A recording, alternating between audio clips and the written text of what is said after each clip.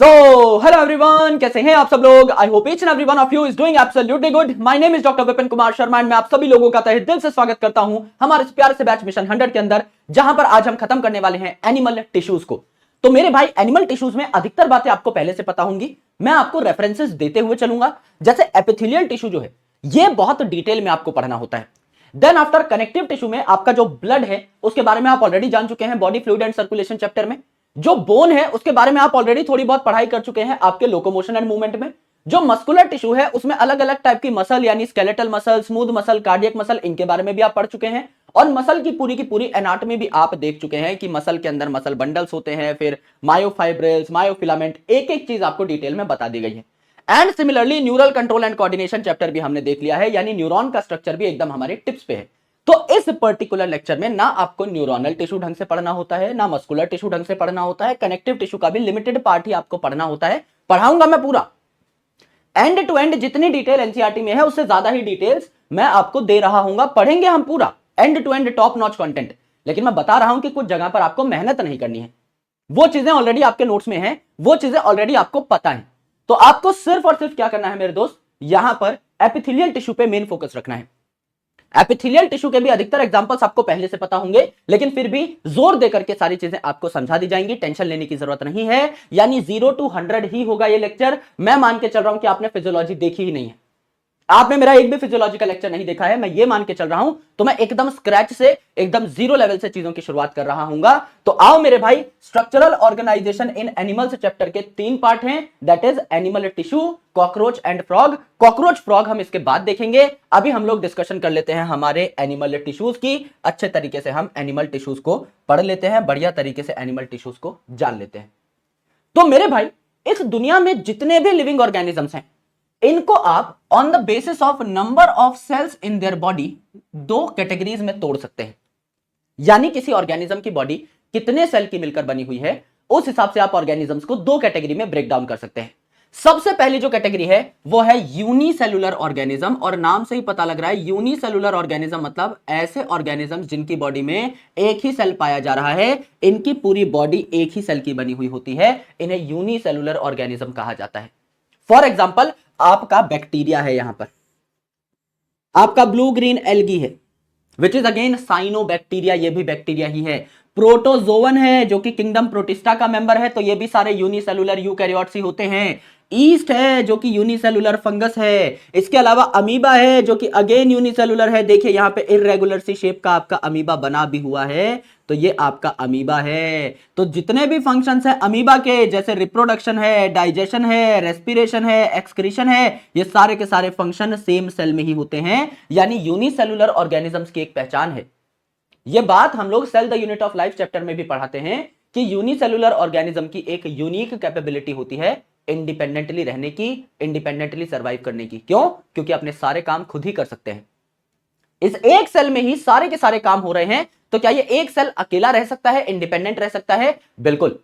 Amoeba की body बनी ही एक सेल की है, तो इसी सेल में सारा का सारा काम होना है, तो ये सेल इंडिपेंडेंटली रह सकता है, अपनी बॉडी के सारे इंपॉर्टेंट काम, वाइटल काम खुद ही कर सकता है। जिंदा रहने के लिए जितनी भी चीजें जरूरी हैं वो सारी की सारी एक सेल में ही पाई जा रही हैं।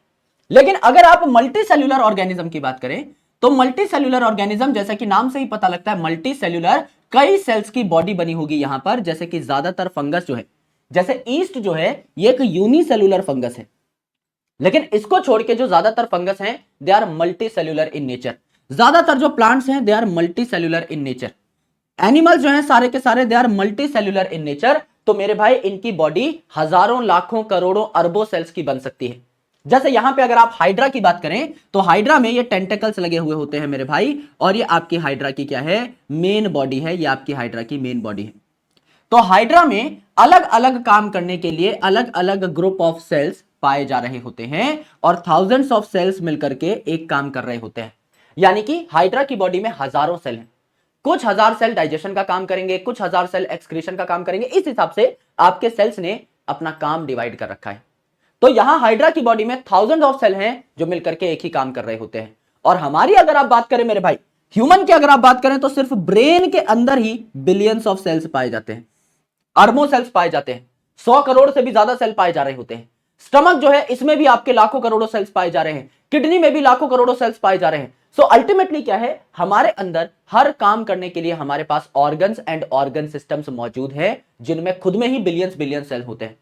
इसीलिए हमारी बॉडी में ओवरऑल ट्रिलियन से भी ज्यादा सेल्स आपको देखने को मिल रहे होते हैं। तो ये बात यहां पर एनसीईआरटी में लिखी गई है कि यूनिसेल्युलर ऑर्गेनिज्म में एक ही सेल की बॉडी बनती है और वही सेल सारे के सारे काम कर रहा होता है, जबकि मल्टी सेलुलर ऑर्गेनिजम्स में आपके एक से ज्यादा सेल पाए जा रहे होते हैं बॉडी में। जैसे ह्यूमन की बॉडी में ट्रिलियंस ऑफ सेल्स होते हैं एंड हाइड्रा की बॉडी में हर काम करने के लिए हजारों सेल्स हो सकते हैं। अब हमारी पूरी बॉडी में ट्रिलियंस ऑफ सेल हैं, तो हर ऑर्गन में आपके लाखों करोड़ों अरबों सेल्स देखने को मिल सकते हैं, millions and billions of cells देखने को मिल सकते हैं। जैसे हमारी ब्रेन में बिलियंस ऑफ सेल हैं, बी फॉर ब्रेन में B for billions of cells है। करेक्ट। अब देखिए भैया, सेल जो है इनका गुच्छा, एक जैसे जो सेल हैं जो मिल करके कोई काम करेंगे, इन्हें हम क्या कह देते हैं, टिश्यू कह देते हैं। ये एक जैसे टिश्यू जो आगे चल के और डेवलप्ड चीज बनाते हैं, क्या बनाते हैं, टिश्यूज मिलकर के ऑर्गन बनाते हैं। ऑर्गन्स जो कि आपका आगे चल के क्या डेवलप कर रहे होंगे, ऑर्गन सिस्टम डेवलप कर रहे होंगे, और कई सारे ऑर्गन सिस्टम्स को मिला के क्या बन रहा होगा, ऑर्गेनिज्म बन रहा होगा। जैसे कि ह्यूमन की अगर मैं बात करूं तो हमारे अंदर organ system level of organisation होती है। तो ऑर्गन सिस्टम्स किसका मिलकर बना है, लेट्स से हमारा डाइजेस्टिव सिस्टम है, तो किसका मिलकर के बना है, कई सारे ऑर्गन्स का मिलकर बना है। स्टमक भी है, स्मॉल इंटेस्टाइन भी है, लार्ज इंटेस्टाइन भी है, लिवर भी है, पेनक्रियाज भी है, राइट। ये सारी की सारी चीजें मिलकर के क्या बना रही हैं, आपका डाइजेस्टिव सिस्टम बना रही हैं। तो एक ऑर्गन सिस्टम कई सारे ऑर्गन्स का मिलकर बना होता है, और ऑर्गन्स टिश्यूज से बने होते हैं, और टिश्यूज जो है सेल्स से मिलकर के बने होते हैं। यस, जैसे टिश्यूज जो है they interact in different proportions to make an organ। अलग अलग टाइप के टिश्यूज होते हैं। जैसे इस चैप्टर में स्पेसिफिकली आप पढ़ते हैं 4 टाइप के टिश्यूज होते हैं, epithelial tissue, neural tissue, muscular tissue and connective tissue. जैसे मैं आपको अगर हार्ट का एग्जांपल लेकर के बताऊं, यहां पर हमारा जो हार्ट है, अगर इसका एग्जांपल मैं आपको लेकर के बताऊं तो हार्ट मैं निकाल लेता हूं मेरे दोस्त, अपना दिल निकाल लेता हूं तुम्हारे लिए। यहां पर ये जो हार्ट है, क्या ये कार्डियक मसल्स का बना हुआ है? सर, हार्ट में स्पेशल टाइप की मसल्स होती हैं जो हार्ट को एक यूनिट के तौर पे धड़काने में हेल्प कर रही होती है, इन्हें कार्डियक मसल कहते हैं। तो क्या मस्कुलर टिश्यूज में है। यहां पर ब्लड वेसल्स की सप्लाई देखने को मिल रही है। हार्ट का काम ही है ब्लड को पंप करना, तो यहां पे ब्लड वेसल्स की सप्लाई भी होगी, बिल्कुल होगी गुरुजी। और ब्लड जो है इसमें आ रहा है, ब्लड क्या है, एक कनेक्टिव टिश्यू है, एक स्पेशलाइज्ड कनेक्टिव टिश्यू है। तो क्या मस्कुलर के बाद यहां कनेक्टिव टिश्यू भी देखने को मिला। हार्ट को प्रोटेक्ट करने के लिए हमें कवरिंग भी देनी है। हार्ट यानी कार्डियो के ऊपर कवरिंग जो है इसे पेरिकार्डियम कह डाला। तो मेरे भाई ये जो पेरिकार्डियम है, ये कवरिंग जो है, क्या ये एपिथेलियल टिश्यू होगी? एपिथेलियल, एपी यानी ऊपर, तो बेसिकली मेरे भाई क्या ये कवरिंग प्रदान करेगी आपके हार्ट को? बिल्कुल। तो क्या एपिथेलियल टिश्यू भी देखने को मिला। एंड मेरे भाई ये जो हार्ट है इसमें नर्वस सप्लाई भी आएगी, तो क्या नर्वस टिश्यू भी देखने को मिला। यानी मस्कुलर टिश्यू भी है, कनेक्टिव टिश्यू भी है, एपिथेलियल टिश्यू भी है और आपका नर्वस टिश्यू भी है। चारों के चारों टिश्यूज आपके पाए जा रहे हैं हार्ट में। एंड सिमिलरली ये सारे के सारे टिश्यूज आपके अलग अलग ऑर्गन्स में भी पाए जाते हैं। किसी में मसल ज्यादा होगी, मस्कुलर टिश्यू ज्यादा होगा, किसी में एपिथेलियल टिश्यू ज्यादा होगा, किसी में कनेक्टिव टिश्यू ज्यादा होगा, किसी में न्यूरल टिश्यू ज्यादा होगा। इनकी प्रोपोर्शन वेरी कर सकती है। तो टिश्यूज जो है डिफरेंट प्रोपोर्शंस में पाए जाते हैं अलग अलग ऑर्गन में, और डिफरेंट ऑर्गन को ये बना रहे होते हैं। और ऑर्गन एक बार तैयार हो जाए अलग अलग टिश्यूज के मिलने से, तो ऑर्गन सिस्टम बनाते हैं। ये ऑर्गन्स आपस में इंटरेक्ट करते हैं ऑर्गन सिस्टम बनाने के लिए। तो ये आपके फिजिकली या केमिकली इंटरेक्ट कर सकते हैं। गुरुजी इसका क्या मतलब है, समझ लीजिए। ये हमारा डाइजेस्टिव सिस्टम मैं यहां पर बना रहा हूं। तो ये आपका स्टमक है, और स्टमक के बाद ये आपका स्मॉल इंटेस्टाइन का पहला पार्ट है, जिसको हमने ड्यूडेनम कह दिया। ये समझ लीजिए स्मॉल इंटेस्टाइन है।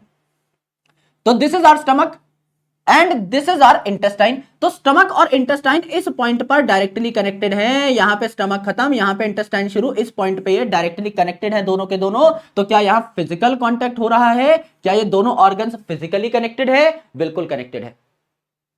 और मेरे दोस्त ये जो आपका इंटेस्टाइन है, ये आपका एक अलग से हार्मोन बनाता है, gastric inhibitory peptide. Gastric inhibitory peptide जिसे जीआईपी कहते हैं। गैस्ट्रिक इनहिबिटरी पेप्टाइड यानी गैस्ट्रिक सिक्रीशन को इनहिबिट करने वाला पेप्टाइड हार्मोन, प्रोटीन हार्मोन। ये क्या करता है, गैस्ट्रिक इनहिबिटरी पेप्टाइड गैस्ट्रिक चीजों की सिक्रेशन को बंद करा देता है। स्टमक को सिग्नल देता है कि भाई पेप्सिनोजन और एचसीएल बनाना बंद कर दो। इनहिबिटरी पेप्टाइड है यानी इनहिबिटिंग हार्मोन है, नेगेटिव हार्मोन है, तो इंटेस्टाइन केमिकल भेज के भी स्टमक से इंटरेक्ट कर सकता है और यहां पर इस जंक्शन पे फिजिकली भी स्टमक के साथ इंटरेक्ट कर सकता है। यानी एक ऑर्गन सिस्टम में जो ऑर्गन्स हैं ये फिजिकली भी एक दूसरे से जुड़े हुए हो सकते हैं और केमिकल्स के थ्रू भी एक दूसरे से कनेक्ट कर रहे होते हैं, कोऑर्डिनेट कर रहे होते हैं, राइट। तो सेल से बने टिश्यू, टिश्यू से ऑर्गन, ऑर्गन से organ system and organ system से बन गया कॉम्प्लेक्स ऑर्गेनिज्म जैसे कि ह्यूमन बीइंग। ये हमारी हायरार्की है, यानी ये हमारा सीक्वेंस है कि किस हिसाब से चीजें आपकी तैयार हो रही होती हैं, किस हिसाब से आपका जीवन चल रहा होता है।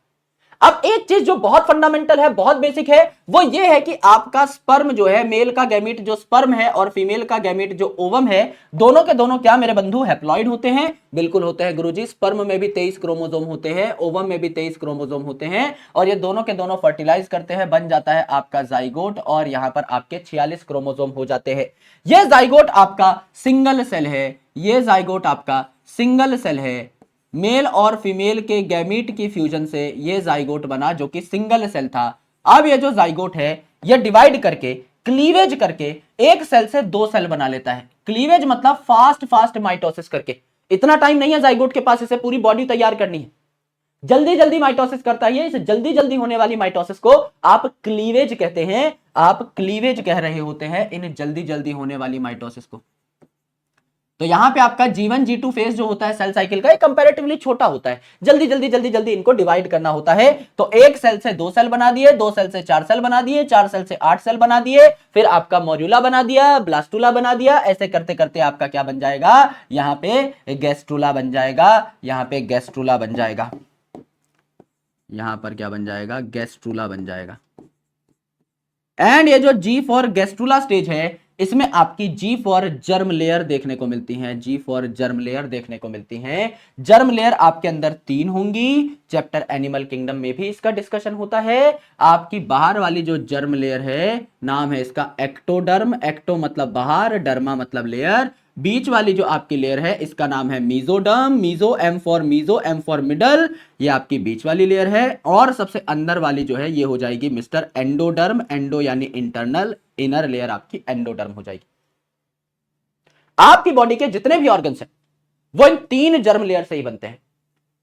या तो आपका ऑर्गन एक्टोडर्म से बनेगा, या मीजोडर्म से बनेगा, या एंडोडर्म से बनेगा, इसके बाहर कोई जर्म लेयर नहीं है। आपके अंदर 3 जर्म लेयर होती हैं, इसीलिए आपको क्या कहा जाता है? Therefore humans are triploblastic. कई ऐसे लोअर आपके एनिमल होते हैं जिनमें आपकी 2 जर्म लेयर पाई जाती है, उन्हें डिप्लोब्लास्टिक कहा जाता है। उनमें सिर्फ एक्टो और एंडोडर्म होती है, मीजोडर्म नहीं होती। यहां पे मीजोडर्म भी पाई जा रही है इसलिए ट्रिप्लोब्लास्टिक कह दिया। तीनों जर्म लेयर्स यहां पर देखने को मिल रही हैं इसीलिए क्या कह दिया? ट्रिप्लोब्लास्टिक कह दिया।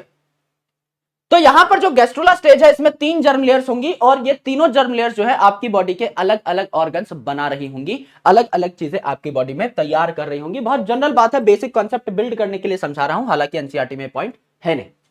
नाउ हमारा मेन टॉपिक शुरू होता है, दैट इज द टिश्यू, जिसके लिए हम यहां पर पहुंचे हैं कि गुरुजी टिश्यू की डिस्कशन करा दीजिए। वो टिश्यू यहां पर मैं आपको बताने वाला हूं, गौर से सुनिएगा। तो यहां पर टिश्यू क्या होता है? अभी तक हमने जाना कि टिश्यू मतलब सेल्स का गुच्छा, अ ग्रुप ऑफ सेल्स। पर ये सेल्स कैसे होंगे सर? क्या किन्हीं भी 10 सेल को मैं लाके इकट्ठा कर दूं और टिश्यू बोल दूं? ना। क्या किन्हीं भी 50 सेल को लाके इकट्ठा कर दूं और टिश्यू बोल दूं? ना। What is the criteria for the cells जो कि मिल करके टिश्यू बना सकते हैं? क्राइटेरिया क्या है? किस टाइप के सेल्स का गुच्छा है जो कि आगे चल के टिश्यू बनाएगा? सो ये है ग्रुप ऑफ सेल।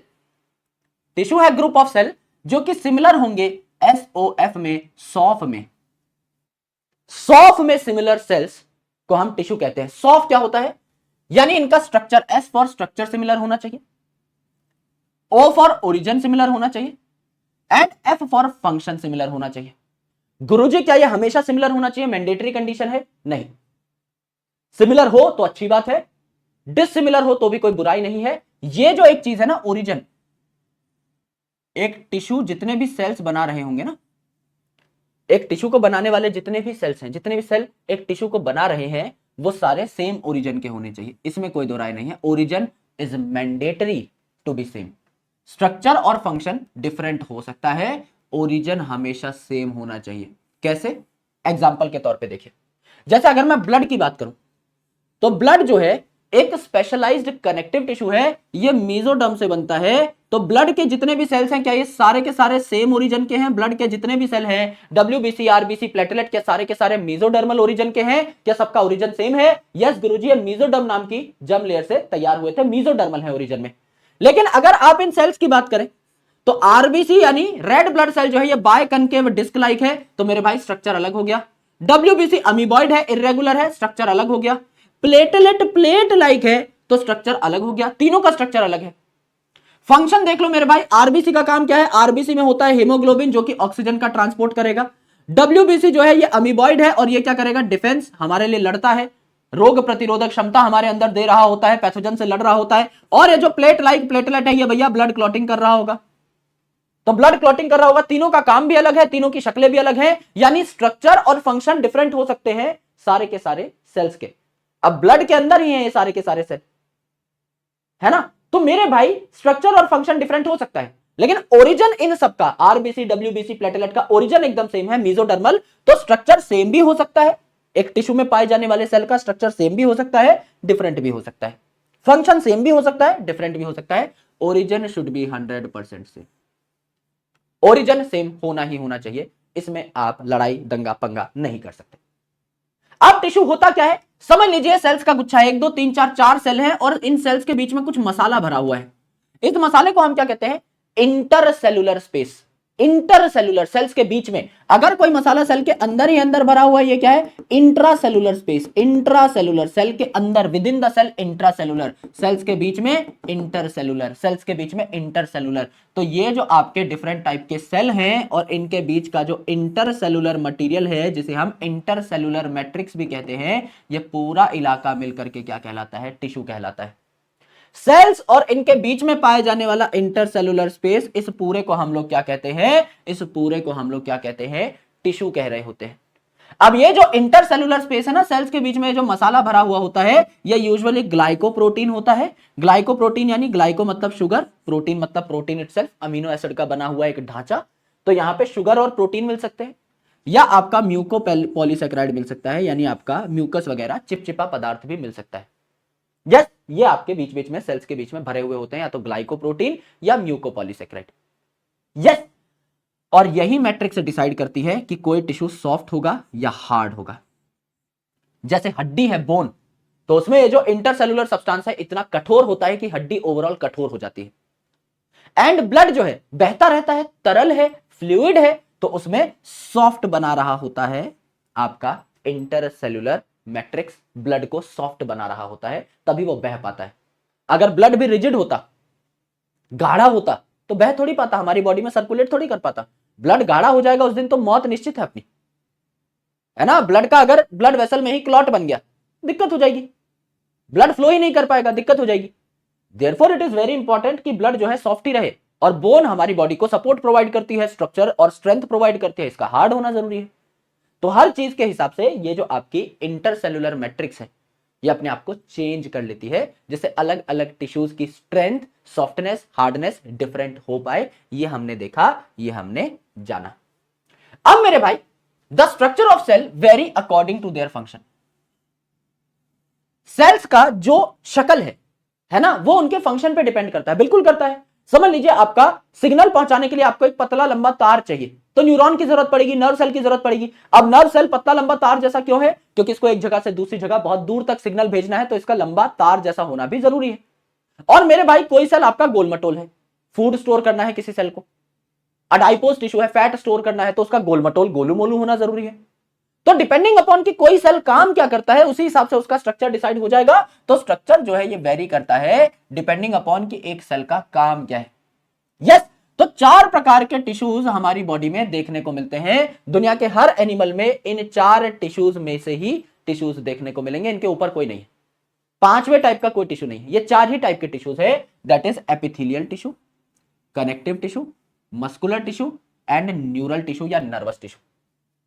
नाम से चीजों को पता लगाने की कोशिश करिए। सबसे पहले नर्वस टिश्यू।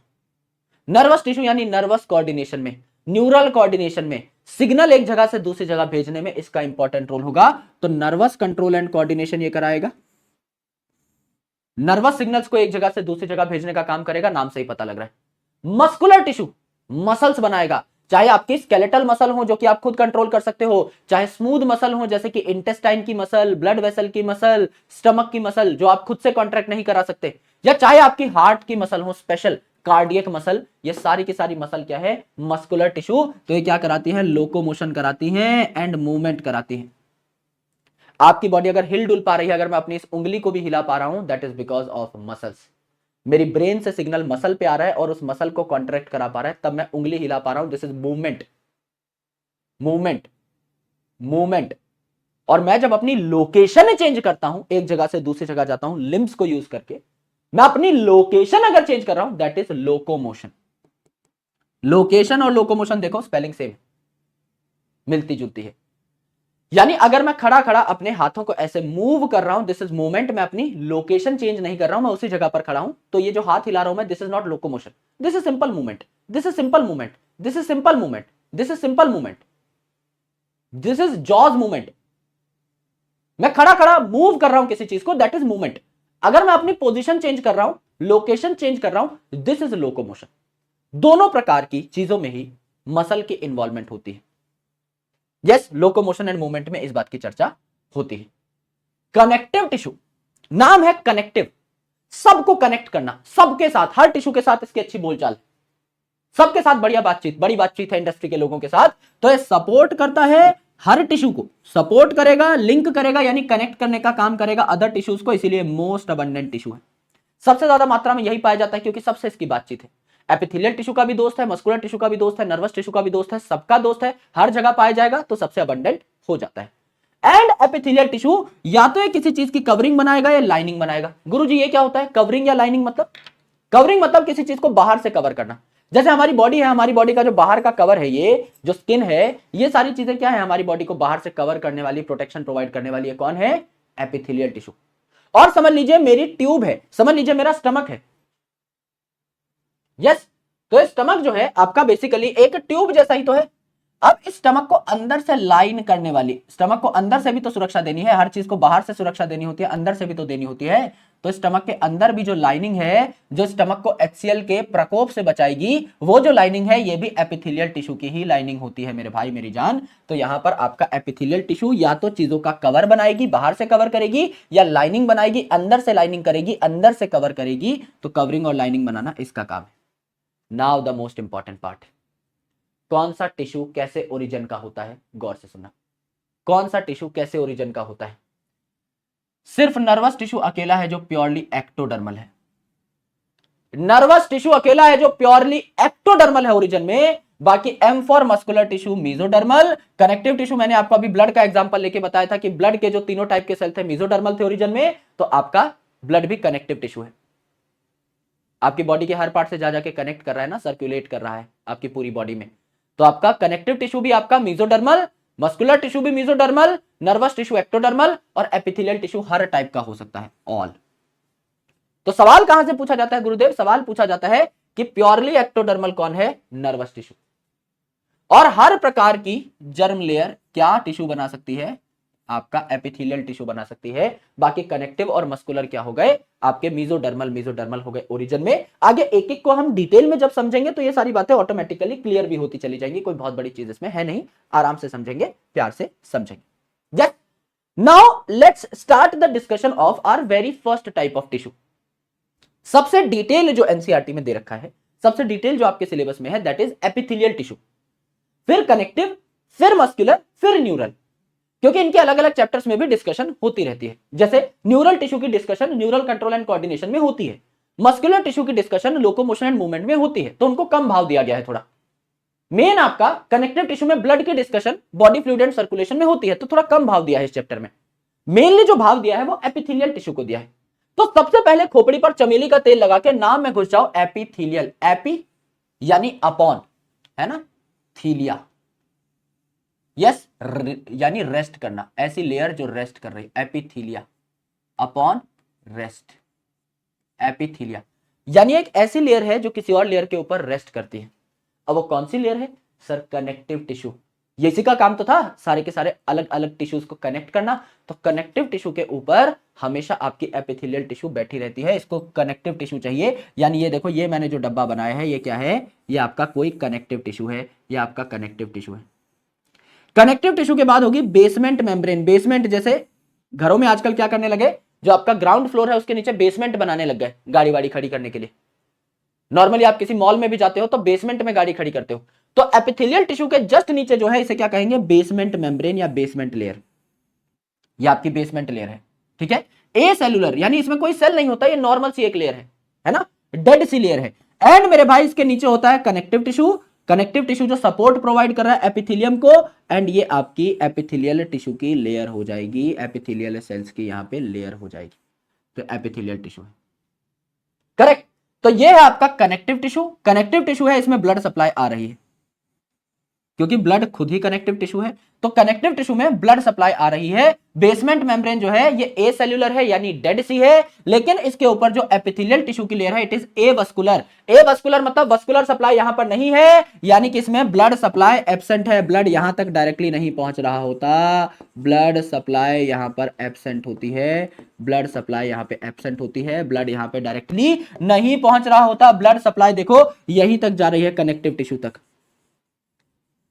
बेसमेंट मेम्ब्रेन तो है ही ए सेलुलर, तो उसमें जाने का कोई फायदा नहीं है। एंड ये आपकी एपिथेलियम तक ब्लड सप्लाई नहीं जा रही है ना, यहीं से कोई चीज है वो आपकी डिफ्यूज होकर ऊपर तक पहुंचेगी, डायरेक्ट ब्लड सप्लाई यहां तक नहीं जा रही।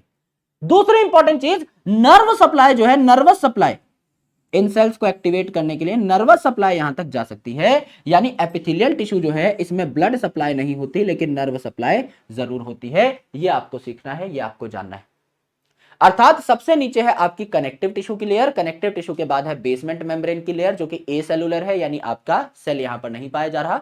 उसके ऊपर है एपिथेलियल टिश्यू की लेयर जिसमें आपकी ब्लड सप्लाई नहीं जा रही लेकिन नर्वस सप्लाई जा रही है। यानी एपिथेलियल टिश्यू के जस्ट नीचे बेसमेंट मेम्ब्रेन पाई जाएगी, ये एक परम प्रमाणित सत्य है। और इस ओवरऑल ढांचे को, एपिथेलियल टिश्यू और बेसमेंट मेम्ब्रेन को कौन सपोर्ट कर रहा होगा, कनेक्टिव टिश्यू सपोर्ट कर रहा होगा। इसका नाम ही है कनेक्टिव टिश्यू। ये अलग अलग टिश्यूज को कनेक्ट करने का, सपोर्ट करने का काम करता है। एपिथेलियल टिश्यू के नीचे ये भी पाया जा रहा होगा, करेक्ट। तो यहां पर जो है ऑक्सीजन और न्यूट्रिएंट डिफ्यूजन से पहुंच रहे होते हैं, डायरेक्ट ब्लड सप्लाई तो है नहीं, तो डिफ्यूजन से आपका यहां पर चिज्जी पहुंच रही होती है, काम काम की चिज्जी यहां पर आ रही होती है। तो एपिथेलियम का मतलब क्या हुआ, it rest upon another tissue that is connective tissue, यानी कनेक्टिव टिश्यू के ऊपर ये रेस्ट कर रहा होता है। ये इसकी फितरत है, ये इसकी पहचान है, इसीलिए इसे एपिथीलिया कहा। ये कनेक्टिव टिश्यू के ऊपर एपी पाया जा रहा है, ठीक है। It has a free surface, it has a free surface, यानी समझ लीजिए अगर मेरी बॉडी को कवर कर रहा है एपिथेलियम, तो ये जो एपिथेलियम है ये डायरेक्टली एनवायरमेंट से कनेक्ट है। एक इसका फ्री सरफेस है जो एनवायरमेंट से कनेक्ट में है। और समझ लिया मेरी बॉडी की कोई ट्यूब है, मेरा फूड पाइप है, तो फूड पाइप को अंदर से लाइन कर रहा है कौन, एपिथेलियम। तो वो आपका जो खाना पीना मैं खा रहा हूं, रोटी पानी खाना जो मैं कर रहा हूं, उसके साथ कनेक्शन में है। तो ये फ्री सरफेस लेकर के बैठा होता है। जैसे समझ लीजिए अगर मेरी बॉडी को कवर कर रहा है तो एनवायरमेंट के साथ कनेक्शन में है, और अंदर से कोई चीज पास हो रही है खाने पीने की, मेरी बॉडी के इंटरनल ऑर्गन्स को अगर लाइन कर रहा है, देखिए समझ लीजिए ये अगर मेरा फूड पाइप है हरे कलर का, इसके अंदर से लाइनिंग कर रहा है कौन, आपका एपिथेलियम।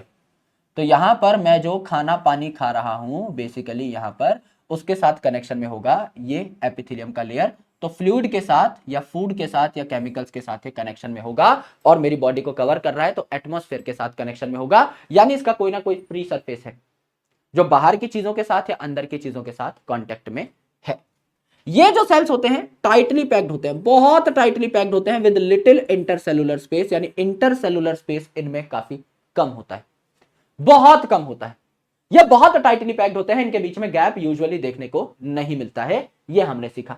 बेसमेंट मेम्ब्रेन हमें पता है एपिथेलियम टिश्यू जो है ये बेसमेंट मेम्ब्रेन के ऊपर टिका होगा, और ये बेसमेंट मेम्ब्रेन कनेक्टिव टिश्यू के ऊपर टिकी होगी। तो सीक्वेंस क्या है, सबसे नीचे कनेक्टिव टिश्यू, फिर बेसमेंट मेम्ब्रेन, फिर आपके एपिथेलियल टिश्यू की लेयर। ये आपने देखा, ये आपने सीखा, करेक्ट।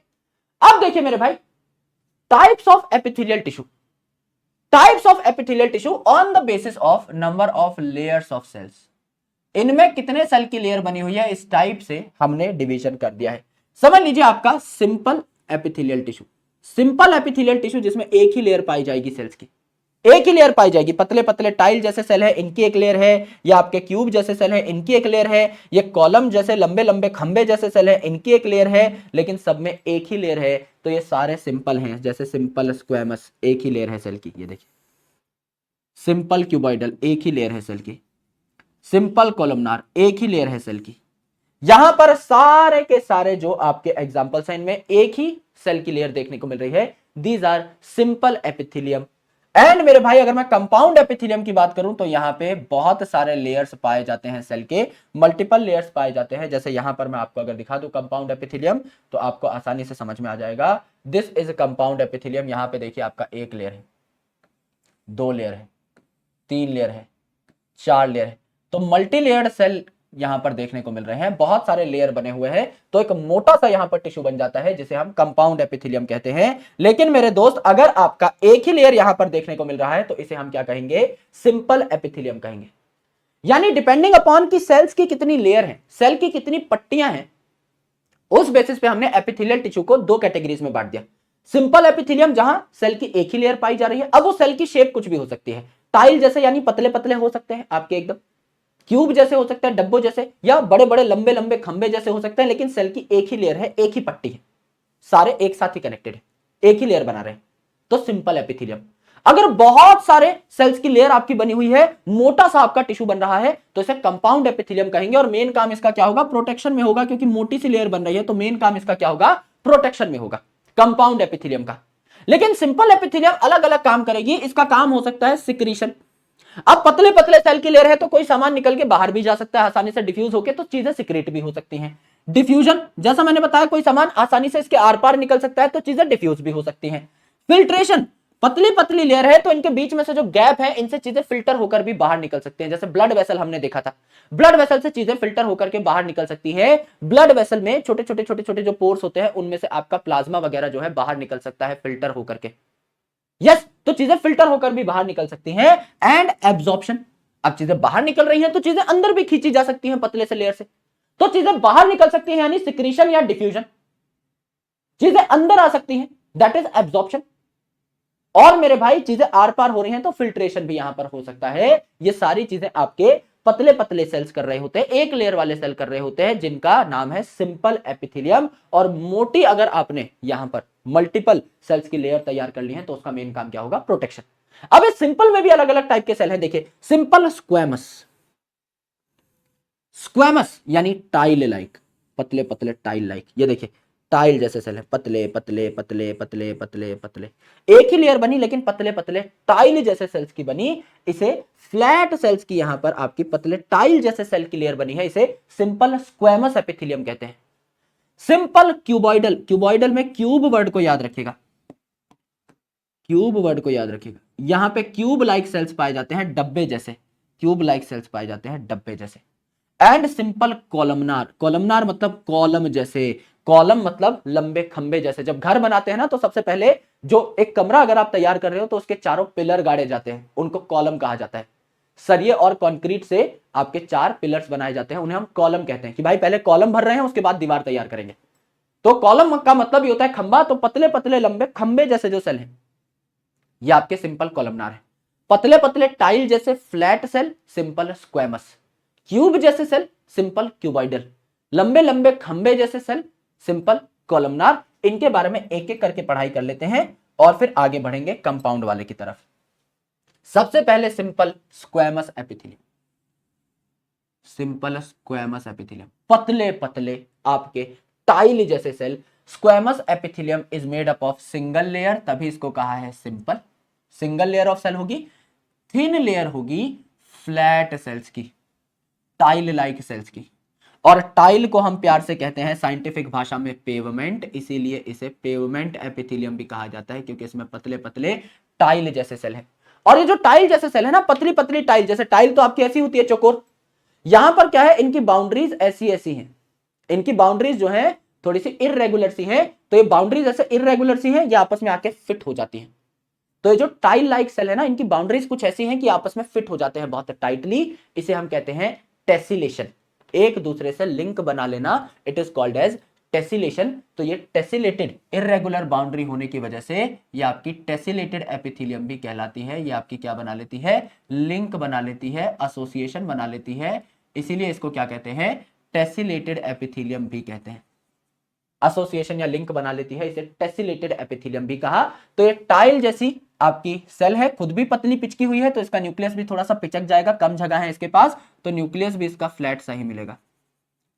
सेल खुद पिचका हुआ है तो मेरे भाई न्यूक्लियस भी इसका पिचकू ही मिलेगा, फ्लैट सा मिलेगा। इसे आपका flat cell, tile like cell कह दिया।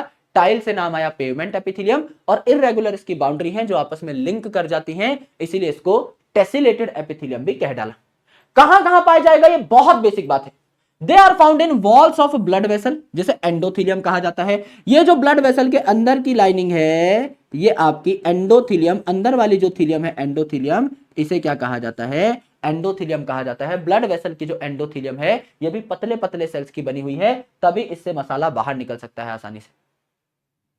ब्लड वेसल से चीजें बाहर निकलती है ना, ऑक्सीजन और न्यूट्रिएंट बाहर निकल के सेल में जा रहे हैं, आपका CO2 और एक्सक्रीटरी मैटर अंदर आकर के लोड हो रहा है, तो चीजों के आदान प्रदान के लिए पतले पतले सेल्स जरूरी हैं, इसीलिए यहां पर ये पाए जाते हैं। Air sac of lungs, lungs के एल्वियोलाई, ऑक्सीजन जो आपने लिया है अपने फेफड़ों में भरा है, वो ऑक्सीजन अब लोड हो जाएगा ब्लड वेसल में। तो मेरे भाई ब्लड वेसल भी इसीलिए आपके पतले सेल लेकर बैठी है, ऑक्सीजन यहां से बाहर निकला और ब्लड वेसल में लोड हो गया, और ब्लड से CO2 निकल करके आपका एल्वियोलाई में आ गया। तो एल्वियोलाई के सेल्स भी पतले पतले हैं और ब्लड वेसल्स के सेल भी पतले पतले हैं। ब्लड वेसल के सेल पतले थे इसीलिए यहां से आपकी CO2 निकल गई, और एल्वियोलाई के सेल पतले थे इसीलिए इसमें घुस गई, और यहां से सेल से ऑक्सीजन निकल गई क्योंकि सेल पतले पतले थे, और आपकी ब्लड वेसल में घुस गई क्योंकि सेल पतले पतले थे। तो दोनों में ही क्या है, सिंपल स्क्वेमस एपिथेलियम पाई जा रही है। अगर आप बात करें ग्लोमेरुलस की एंड बोमन कैप्सूल की ऑफ नेफ्रॉन, तो ये भी आपके डिफ्यूजन बाउंड्री बनाते हैं। यहां पर excretory product and there elimination में चर्चा होगी कि यहां पर आपको ऐसे बेसिकली एक ब्लड वेसल है, इससे चीजें फिल्टर हो होकर कहा जाती है, नेफ्रॉन में जाती हैं, तो यहां से मसाला बाहर निकल रहा है, तो इसका मतलब यहां से भी चीजें आसानी से बाहर निकल पा रही हैं। यहां भी पतली सी मेम्ब्रेन है, पतली सी लेयर है, एंड ये जो बोमन कैप्सूल है, ये जो बोमन कैप्सूल है, यहां भी चीजें बड़ी आसानी से एंटर कर पाती हैं। जो भी ब्लड से माल फिल्टर हुआ है वो इस बोमन कैप्सूल में, इस कैप्सूल जैसे कप जैसे स्ट्रक्चर में एंटर कर जाता है। कैसे एंटर कर जाएगा, क्योंकि यहां ये जो आपकी वॉल है ये भी बड़ी पतली सी है, आपकी परमिएबल सी है, यहां भी चीजें एंटर कर सकती है। तो बोमन कैप्सूल जो है ये भी आपका, एज वेल एज ग्लोमेरुलस, ये जो है आपका बेसिकली जो ब्लड वेसल है, इसमें भी आपका क्या होगा, आपकी सिंपल स्क्वेमस एपिथेलियम पाई जाएगी। तो चीजें यहां से डिफ्यूज हो सकती है, आसानी से फिल्टर वगैरह हो सकती है। Simple cuboidal epithelium, cuboidal epithelium में आपके single layer of cube like cell पाए जाएंगे। क्यूब लाइक सेल है, एकदम बाउंड्री इनकी एक जैसी है, लंबाई चौड़ाई एकदम बराबर है होती है क्यूब की, तो एकदम सेंटर पे आपका न्यूक्लियस पाया जाएगा, गोल मटोल न्यूक्लियस पाया जाएगा। फ्लैट जो सेल थे उनमें न्यूक्लियस भी पिचक गया था, ये आपके थोड़े बड़े सेल हैं, तो गोल मटोल न्यूक्लियस यहां पर आपको देखने को मिल रहा होगा। ठीक है, एकदम गुरुजी बात समझ में आ गई, इसमें कोई टेंशन नहीं है। Now this is commonly found in ducts of glands, duct of gland. ठीक है, जैसे यहां पर देख लीजिए ये आपका पेनक्रियाज है, तो पेनक्रियाज कहां पर पाया जाता है, जहां आपका स्टमक और इंटेस्टाइन इंटरेक्ट कर रहे हैं। देखो इस पॉइंट पर, ये स्टमक और इंटेस्टाइन का हमने चित्र देखा था। यहां पर आपका क्या पाया जाता है, यहां पर आपका क्या पाया जाता है, यहां पर आपका पेनक्रियाज पाया जाता है। ये आपका पेनक्रियाज है, जहां पर स्टमक और इंटेस्टाइन इंटरेक्ट कर रहे हैं, इस इलाके पे आपको क्या देखने को मिलता है, पेनक्रियाज देखने को मिल रहा होता है। करेक्ट। तो ये जो पेनक्रियाज है, इसमें ये है आपका लार्ज डक्ट, पेनक्रियाज का लार्ज डक्ट, लंबी ट्यूब, बड़ी ट्यूब, मोटी ट्यूब, और यह छोटू छोटू डक्ट, छोटू छोटू डक्ट, छोटू छोटू डक्ट। तो ये जो छोटी डक्ट है ना मेरे भाई, इसमें आपको सिंपल क्यूबॉइडल एपिथेलियम देखने को मिलता है। एनसीईआरटी में सीधा सीधा लिख दिया है कि डक्ट ऑफ ग्लैंड्स, कौन से duct, small duct of glands, pancreas के स्मॉल डक्ट में आपको मिलेगा cuboidal epithelium, simple cuboidal epithelium. और ये जो लार्ज डक्ट है, क्योंकि बड़ा है तो इसमें मल्टीपल लेयर के सेल्स चाहिए हमें, तो लार्ज डक्ट में क्या मिलेगा, कंपाउंड एपिथेलियम मिलेगा, जो हम आगे अभी देखेंगे। कंपाउंड वाला जिसमें मल्टीपल लेयर्स थी सेल की, वो आपको लार्ज डक्ट ऑफ ग्लैंड में मिलेगा। तो स्मॉल और लार्ज डक्ट में भी आपको फर्क पता होना चाहिए। स्मॉल डक्ट में क्यूबॉइडल सेल, और आपके लार्ज डक्ट में, बड़े डक्ट में, क्योंकि मोटा डक्ट है तो इसमें मोटी लेयर चाहिए, तो आपका कंपाउंड एपिथेलियम पाया जाएगा।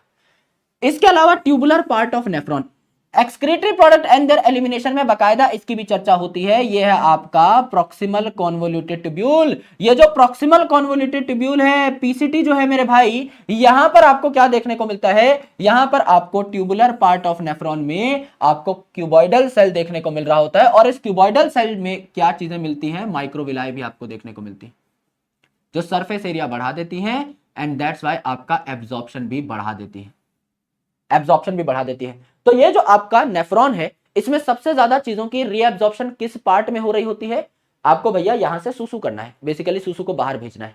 अब सूसू को बाहर भेजने से पहले जो भी काम की चीजें हैं वो बॉडी में रीएब्जॉर्ब करोगे, तो लगभग सारे के सारे न्यूट्रिएंट्स, 100% न्यूट्रिएंट, 70 से 80% पानी, इंपॉर्टेंट सॉल्ट्स, वो आपके कहां, पीसीटी में ही रीएब्जॉर्ब हो जाते हैं। तो इसका एब्जॉर्प्शन एरिया बहुत ज्यादा है। क्यों ज्यादा है, क्योंकि यहां पे कुछ ऐसे सेल पाए जाते हैं जो कि क्यूबॉइडल होते हैं, और इनके ऊपर सरफेस एरिया बढ़ाने के लिए माइक्रोविलाई भी पाई जाती है, तो इन्हें ब्रश बॉर्डर्ड सेल कहा जाता है।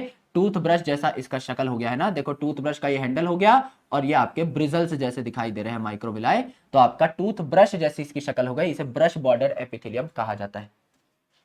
तो मेन काम क्या है इनका, सिक्रीशन और एब्जॉर्प्शन में मेन काम है। जैसे आपका ये जो है स्मॉल डक्ट, ये क्या करेंगी, आपका जो भी एंजाइम वगैरह बन रहे होंगे पैनक्रियाज में, उनको लेकर के जाएंगे, सिक्रीट करेंगे इंटेस्टाइन में, तो सिक्रीशन का काम। यहां पे आपका पीसीटी रीएब्जॉर्ब कर रहा है चीजों को, तो एब्जॉर्प्शन का काम। तो सिक्रीशन और एब्जॉर्प्शन का काम किसका है, आपका क्यूबॉइडल एपिथेलियम का है।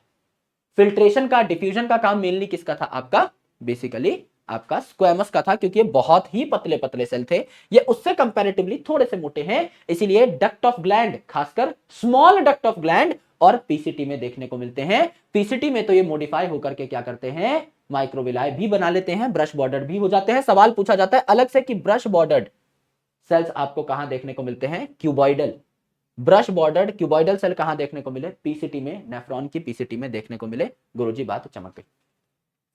कॉलमनार एपिथेलियल में सिंगल लेयर है आपकी टॉल और स्लेंडर सेल्स की। टॉल स्लेंडर यानी पतले लंबे सेल हैं, इनका न्यूक्लियस बेस पे पाया जाता है, बेस की तरफ पाया जाता है, जिससे बेसमेंट मेम्ब्रेन से और कनेक्टिव टिश्यू से ज्यादा इंटरेक्ट कर सकें, इसीलिए नीचे की तरफ जिस साइड कनेक्टिव टिश्यू है उस साइड इनका न्यूक्लियस पाया जा रहा होता है। ये पतले पतले लंबे खंबे जैसे सेल हैं, इन्हें क्यूबॉइडल एपिथेलियम हमने कह दिया। ये आपके स्टमक और इंटेस्टाइन की लाइनिंग में पाए जाते हैं और सिक्रीशन और एब्जॉर्प्शन में हेल्प कर रहे होते हैं। आराम से देखिए, यहां पर इस डायग्राम को आप नहीं भूल पाओगे, जैसे मैंने स्टमक बना दिया, मैंने इंटेस्टाइन बना दिया, मैंने यहां पे लाइनिंग बना दी, खट खट खट खट खट खट खट, मोटे मोटे सेल्स की, है ना, पतले लंबे ये सेल है ना, मोटे मोटे मतलब ऐसे लंबाई में, ऐसे मोटाई में, तो यहां पर ऐसे सेल्स मैंने बना दिए। ये आपके क्या हो गए, स्टमक और इंटेस्टाइन की लाइनिंग बना रहे हैं, ये सिक्रीशन और एब्जॉर्प्शन में हेल्प करेंगे। यस, तो यहां पर देखिए, यहां पर ये जो सेल्स हैं, ये जो सेल्स हैं, they become glandular and start making mucus. Stomach में ये जो सेल्स हैं ये ग्लैंडुलर हो जाते हैं, ग्लैंडुलर मतलब सिक्रीशन करने लगते हैं, ग्लैंड की तरह काम करने लगते हैं, और बेसिकली HCl जो है ये पेट को हानि पहुंचा सकता है, पेट की लाइनिंग को स्कॉर्च कर सकता है। HCl क्योंकि एक बहुत स्ट्रॉन्ग एसिड है जो आपके पेट में बनता है, डाइजेशन के लिए इंपॉर्टेंट है, लेकिन मेरे भाई ये पेट को नुकसान भी पहुंचाता है, तो इस लाइनिंग को बचाने के लिए आपका म्यूकस लगातार बनाते रहना जरूरी है। तो ये सेल्स क्या करते हैं, म्यूकस बनाने लग जाते हैं, ग्लैंडुलर हो जाते हैं स्टमक में, और यहां पर जो इंटेस्टाइन है यहां पर भी सेल मॉडिफाई हो जाते हैं और ब्रश बॉर्डर्ड हो जाते हैं, अपना सरफेस एरिया बढ़ा लेते हैं। पीसीटी में भी सेल्स ब्रश बॉर्डर हो गए थे, सरफेस एरिया बढ़ा रहे थे, रीअब्सॉर्ब कर रहे थे, चीजों का एब्जॉर्प्शन कर रहे थे, लेकिन वो क्यूबॉइडल थे। यहां पर भी इंटेस्टाइन में सेल्स आपके ब्रश बॉर्डर हो जा रहे हैं, सरफेस एरिया बढ़ा रहे हैं, यानी जो भी डाइजेस्टेड फूड है, अब स्मॉल इंटेस्टाइन में फूड का डाइजेशन कंप्लीट हो जाता है, यहां पे सबसे मैक्सिमम एब्जॉर्प्शन होती है न्यूट्रिएंट्स की, तो ये एब्जॉर्प्शन के लिए सरफेस एरिया बढ़ाना है, लेकिन ये सेल्स कैसे हैं, आपके कॉलमनार है। तो कोई पूछ ले पीसीटी में ब्रश बॉर्डर सेल कैसे थे, क्यूबॉइडल। आपके यहां पर इंटेस्टाइन में ब्रश बॉर्डर सेल कैसे हैं, कॉलमनार, शेप मैटर करती है। यस, तो एब्जॉर्प्शन में भी हेल्प करते हैं सेल, जैसे कि आपका absorption of food in intestine, and ये आपका सिक्रीशन में भी हेल्प करते हैं, जैसे स्टमक आपका म्यूकस सिक्रीट कर रहा है, तो ये सिक्रीशन एब्जॉर्प्शन में हेल्प कर रहे होते हैं। ये भी हमने देखा, स्टमक इंटेस्टाइन से सीधा सीधा काम याद हो जाता है। अब जो स्क्वैमस सेल है ना, पतले पतले टाइल जैसे, उनकी कोई अदर मॉडिफिकेशन नहीं है, वो कुछ और नहीं बनाते, सिंपल अपना डिफ्यूजन बाउंड्री का काम करते हैं, चीजों को अपने आर पार निकाल रहे होते हैं। लेकिन जो आपके क्यूबॉइडल सेल है एज वेल एज जो आपके कलमनार सेल हैं, ये आपके मॉडिफिकेशन शो कर सकते हैं। ये क्या करते हैं? मॉडिफिकेशन शो कर सकते हैं। स्क्वैमस में हमने बताया कोई मॉडिफिकेशन नहीं होती, क्यूबॉइडल और कॉलमनार में मॉडिफिकेशन होती है। ये अलग अलग प्रकार के काम कर रहे होते हैं। जैसे यहां पर देखिए, जो क्यूबॉइडल वाला है ये मॉडिफाई होकर के ब्रश बॉर्डर हो गया था प्रॉक्सिमल कॉन्वोल्यूटेड ट्यूब्यूल के अंदर। ये जो आपका कॉलमनार वाला है ये ब्रश बॉर्डर हो गया था कहां पर? आपका इंटेस्टाइन के अंदर। तो ये आपके मॉडिफाई हो सकते हैं, मॉडिफाई हो सकते हैं। तो ब्रश बॉर्डर होने के अलावा भी अलग प्रकार की मॉडिफिकेशन शो कर सकते हैं। जैसे यहां पर देखिए, ये है आपका सिलिएटेड एपिथेलियम। सिलिएटेड एपिथेलियम मतलब ऐसे एपिथेलियल सेल जिनके ऊपर बाल लाइक स्ट्रक्चर देखने को मिल रहे हैं, सिलिया देखने को मिल रहे हैं, जो कोऑर्डिनेटेड वे में मूव करते हैं, लहलहाते हैं और चीजों की मूवमेंट करा रहे होते हैं। यहां पर भी अगर आप बीचों बीच एक लाइन बनाएंगे तो आपको देखने को मिलेगा कि ज्यादातर न्यूक्लियस जो है ये नीचे की साइड है, बेस की साइड है। देखो यहां सेंटर पे पाया जा रहा है लगभग लगभग, यहां पूरा का पूरा बेस पे पाया जा रहा है, यहां आपका अधिकतर पार्ट बेस पे है, यहां भी अधिकतर पार्ट बेस पे है। इन सेल्स की शक्ल देखेंगे तो आपको पता लग जाएगा कि ये पतले लंबे कलमनार सेल हैं, क्योंकि इन पे बेसल न्यूक्लियस देखने को मिल रहा है। न्यूक्लियस आपका बेसल है एंड मेरे भाई यहां पे कॉलम लाइक सेल है, कॉलमनार सेल्स है, बेसल न्यूक्लियस आपको देखने को मिला। करेक्ट। तो ये क्या करेंगे? ये हेल्प करेंगे पार्टिकल्स की मूवमेंट में। जब ये सिलिया आपके लहलहाएंगे तो ये मूवमेंट ऑफ पार्टिकल्स में हेल्प करेंगे इन अ स्पेसिफिक डायरेक्शन। सारे सिलिया एक ही तरफ कोऑर्डिनेटेड वे में मूव करके एक ही दिशा में चीजों को धक्का मारेंगे। ये सिलिएटेड एपिथेलियम मेनली दो जगह पर पाई जा रही होती है, आपके ब्रोंक्यूल्स में एंड फेलोपियन ट्यूब में। फेलोपियन ट्यूब में यानी ओविडक्ट में। क्यों? क्योंकि जो आपका ओवरी के अंदर ओवा बन रहा है, स्पर्म्स तो मोटाइल होते हैं, वो तो तैर करके जा सकते हैं फर्टिलाइजेशन वाली साइट तक, लेकिन जो फीमेल का ओवम है वो भारी होता है, वो मोटाइल नहीं होता, तो उसको धक्का मार मार के लाना पड़ता है फर्टिलाइजेशन की साइट तक। कौन धक्का मार के लाता है? आपका यहां पर सिलिया धक्का मार के लाते हैं। कॉलमनार सेल्स जो है ये आपके सिलिएटेड हो रखे होते हैं और ये धक्का मार के लाते हैं। ब्रोंक्यूल जो है आपके यहां पर स्मॉल ब्रोंक्यूल भी होते हैं, इनिशियल और टर्मिनल ब्रोंक्यूल्स होते हैं बेसिकली आपके रेस्पिरेटरी ट्रैक्ट में। तो जो स्मॉल ब्रोंक्यूल्स हैं इनमें स्मॉल सेल्स होंगे, क्यूबॉइडल वाले होंगे, जिनका लेंथ थोड़ा छोटा था, और जो कॉलमनार है ये आपके लार्ज ब्रोंक्यूल्स में पाए जा रहे होंगे। यानी क्यूबॉइडल और कॉलमनार सेल्स दोनों के दोनों पे सिलिया पाया जा सकता है। फेलोपियन ट्यूब में कॉलमनार सेल पे पाया जाता है, लार्ज ब्रोंक्यूल पे कॉलमनार सेल में पाया जाता है, स्मॉल ब्रोंक्यूल में थोड़ी कम हाइट के सेल भी चलेंगे, तो आपके क्यूबॉइडल वाले में सिलिया पाया जा रहा होता है। तो मेन सिलिया कहां देखने को मिला? सीधा 4 नंबर का सवाल आता है, ब्रोंक्यूल्स में और फेलोपियन ट्यूब में।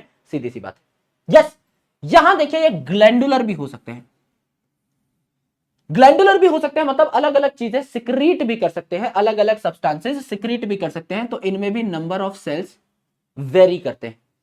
कुछ होते हैं यूनिसेलुलर ग्लैंड्स, एक ही सेल है जो कि ग्लैंडुलर हो गया, यही कुछ कुछ चीजी बना रहा है, जैसे गॉबलेट सेल, ये आपके स्टमक में पाए जाते हैं, है ना, एंड म्यूकस बना रहे होते हैं गॉबलेट सेल। तो यहां पे आपका यूनिसेलुलर ग्लैंड है, ये यूनिसेलुलर ग्लैंड है आपका, एक ही सेल यहां पर पाया जा रहा है। एंड मेरे दोस्त ये एक ही सेल जो है ना, यूनिसेलुलर ग्लैंड है, देखो ये एक ही सेल जो है ये अलग अलग चीजी बनाएगा, ये एक ही सेल जो है ये अलग अलग चीजी बनाएगा। ये सेल पूरा का पूरा एक ही इकलौता ही अपना काम करने में सक्षम है। यूनिसेलुलर ग्लैंड इसे कहते हैं, गॉबलेट सेल इसे कहते हैं, एक ही सेल से म्यूकस बनता रहेगा।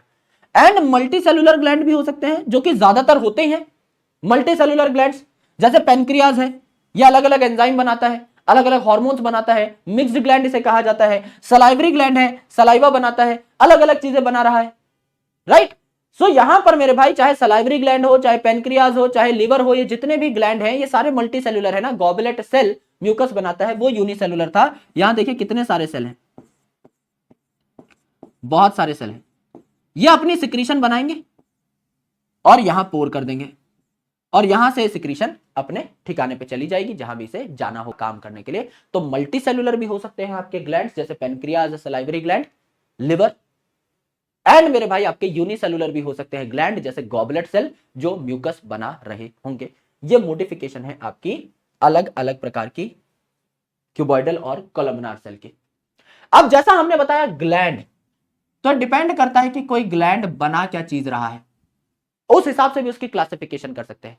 जैसे exocrine gland, exocrine gland, exocrine gland में डक्ट होती हैं यानी ट्यूब्स होती हैं, यानी ये ग्लैंड जो भी चीज बनाएंगे वो ट्यूब के थ्रू एक जगह से दूसरी जगह जा सकती है।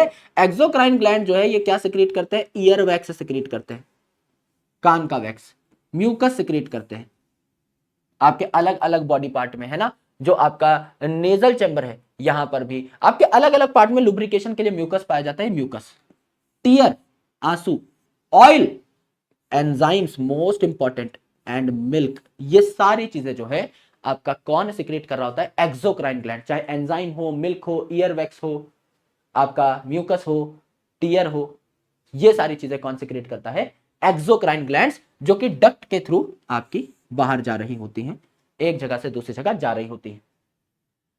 एंडोक्राइन ग्लैंड्स पूरा चैप्टर है इस पे, केमिकल कंट्रोल एंड इंटीग्रेशन। तो यहां पर आपका हार्मोन सिक्रीट होते हैं, हल्के होते हैं, डायरेक्टली ब्लड में इनको लोड कर दिया जाता है, तो इन्हें डक्टलेस ग्लैंड भी कहते हैं, क्योंकि मेरे भाई इनमें डक्ट की या ट्यूब की जरूरत नहीं है, डायरेक्टली ये ग्लैंड जो भी चीज बना रहा है इसे ब्लड में लोड किया जा सकता है, तो डक्टलेस ग्लैंड होते हैं, हार्मोन बनाते हैं। और हेट्रोक्राइन ग्लैंड, हेट्रो यानी दोनों टाइप के, इन्हें कंपोजिट या मिक्स्ड ग्लैंड भी कहते हैं, जैसे कि आपका पेनक्रियाज एक्सो और एंडोक्राइन दोनों प्रकार की सिक्रीशन कर सकता है। तो ये जो पेनक्रियाज है ये डाइजेस्टिव एंजाइम्स भी बनाता है, तो इसे एसिनार सेल कहते हैं, सेल्स ऑफ एसिनी या एसिनार सेल कहते हैं, ACINAR, एसिनार सेल, जो कि एंजाइम्स बनाते हैं, पेनक्रियाटिक जूस बनाते हैं डाइजेशन के लिए, तो ये डक्ट के थ्रू चले जाएंगे। एंड ये आपका इंसुलिन, ग्लूकागॉन जैसे हार्मोन भी बनाता है, जो कि डायरेक्टली ब्लड में लोड हो जाएंगे। तो आइलेट्स ऑफ लैंगरहैंस नाम के सेल्स हैं जो कि एंडोक्राइन होते हैं, जो कि आपका बेसिकली अल्फा सेल और बीटा सेल होते हैं, जो ग्लूकागॉन और इंसुलिन बना रहे होते हैं। तो इनमें दोनों काम हो रहे हैं, डक्ट वाली चीजें भी बन रही हैं यानी एंजाइम वगैरह भी बन रही हैं, और हार्मोन्स भी बन रहे हैं, तो इट इज हेट्रोक्राइन या मिक्स्ड ग्लैंड, जो आपको यहां पर देखने को मिलता है, जानने को मिलता है। यस गुरुजी, बात समझ में आ गई। अब it is time to understand compound epithelium. Simple epithelium में सेल्स की अलग अलग शेप थी, पतले पतले चपटे से सेल थे आपके पेवमेंट एपिथेलियम के, या आपके टेसिलेटेड एपिथेलियम के, या फिर आपके स्क्वैमस एपिथेलियम के। फिर आपका क्यूबॉइडल एपिथेलियम भी था, कॉलमनार एपिथेलियम भी था। अब मल्टीपल लेयर्स आ गई हैं सेल की, मल्टीपल लेयर्स आ गई हैं सेल की, तो इनका लिमिटेड रोल है सिक्रीशन और एब्जॉर्प्शन में। कोई चीज एब्जॉर्ब करोगे, कोई चीज सिक्रीट करोगे, तो कहां तक ही करोगे, एक लेयर से करना तो आसान है, मल्टीपल लेयर से करना मुश्किल है, तो लिमिटेड रोल है इनका सिक्रीशन एब्जॉर्प्शन में। लेकिन मल्टीपल लेयर है तो प्रोटेक्शन में, सुरक्षा प्रदान करने में इनका कोई तोड़ नहीं है, क्योंकि मल्टीपल लेयर है, खतरे को इस मल्टीपल लेयर को भेद करके अंदर तक पहुंचने में बहुत ज्यादा दिक्कत होगी, प्रोटेक्शन में इनका सुप्रीम रोल है। जैसे कि स्किन में पाए जाते हैं, स्किन में किरेटिनाइज्ड होते हैं, किरेटिनाइज्ड एपिथेलियम, किरेटिनाइज्ड यानी किरेटिन की लेयर है, बाल वाल भी लगे हुए हैं यहां पर, तो बेसिकली किरेटिनाइज्ड लेयर है यहां पर स्किन की, जो हमें प्रोटेक्शन प्रोवाइड करती है, वो कंपाउंड है। लार्ज डक्ट ऑफ ग्लैंड, जैसा हमने बताया कि पेनक्रियाज में, सलाइवरी ग्लैंड में जो स्मॉल डक्ट थे पेनक्रियाज के, वहां क्या पाया जा रहा था, स्मॉल डक्ट में आपका क्या पाया जा रहा था, देखिए यहां पर यस बकायदा लिखवाया था, स्मॉल डक्ट में आपका क्यूबॉइडल सेल पाए जा रहे थे, लेकिन लार्ज डक्ट में कंपाउंड एपिथेलियम पाई जा रही थी।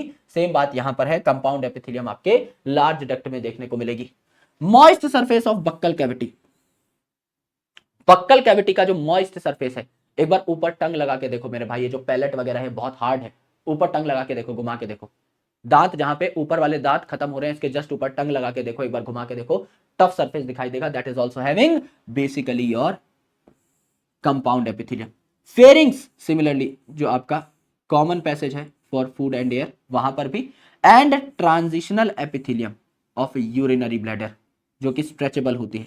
यूरिनरी ब्लैडर में जब यूरिन भर जाता है तो वो स्ट्रेच होने की कैपेबिलिटी भी रखती है, बेसिकली अपने साइज को थोड़ा सा और स्ट्रेच कर सकती है, वहां पर भी, यानी यूरिनरी ब्लैडर में ट्रांजिशनल एपिथेलियम पाई जाती है, ट्रांजिशनल यानी स्ट्रेचेबल। तो बेसिकली यहां पर क्या होता है, मोटी मोटी ये जो सेल की लेयर होती है, जैसे एक गुब्बारा जब तक फूला हुआ नहीं तो वो आपका मोटा दिखाई देता है, उसका कवर मोटा दिखाई देता है, उस पर पेन वेन मारोगे तो फटेगा नहीं, लेकिन जैसे ही फूलता है तो पतला होता चला जाता है। तो इस सेल की लेयर जो है ये बेसिकली उसको एक्सटेंड करने में भी हेल्प करती है। तो ट्रांजिशनल एपिथेलियम है आपकी यूरिनरी ब्लैडर में, फेरिंग्स में, बक्कल कैविटी के सरफेस में, आपका लार्ज डक्ट ऑफ ग्लैंड्स में, एज वेल एज आपका स्किन में क्या पाई जाती है, कंपाउंड एपिथेलियम पाई जाती है।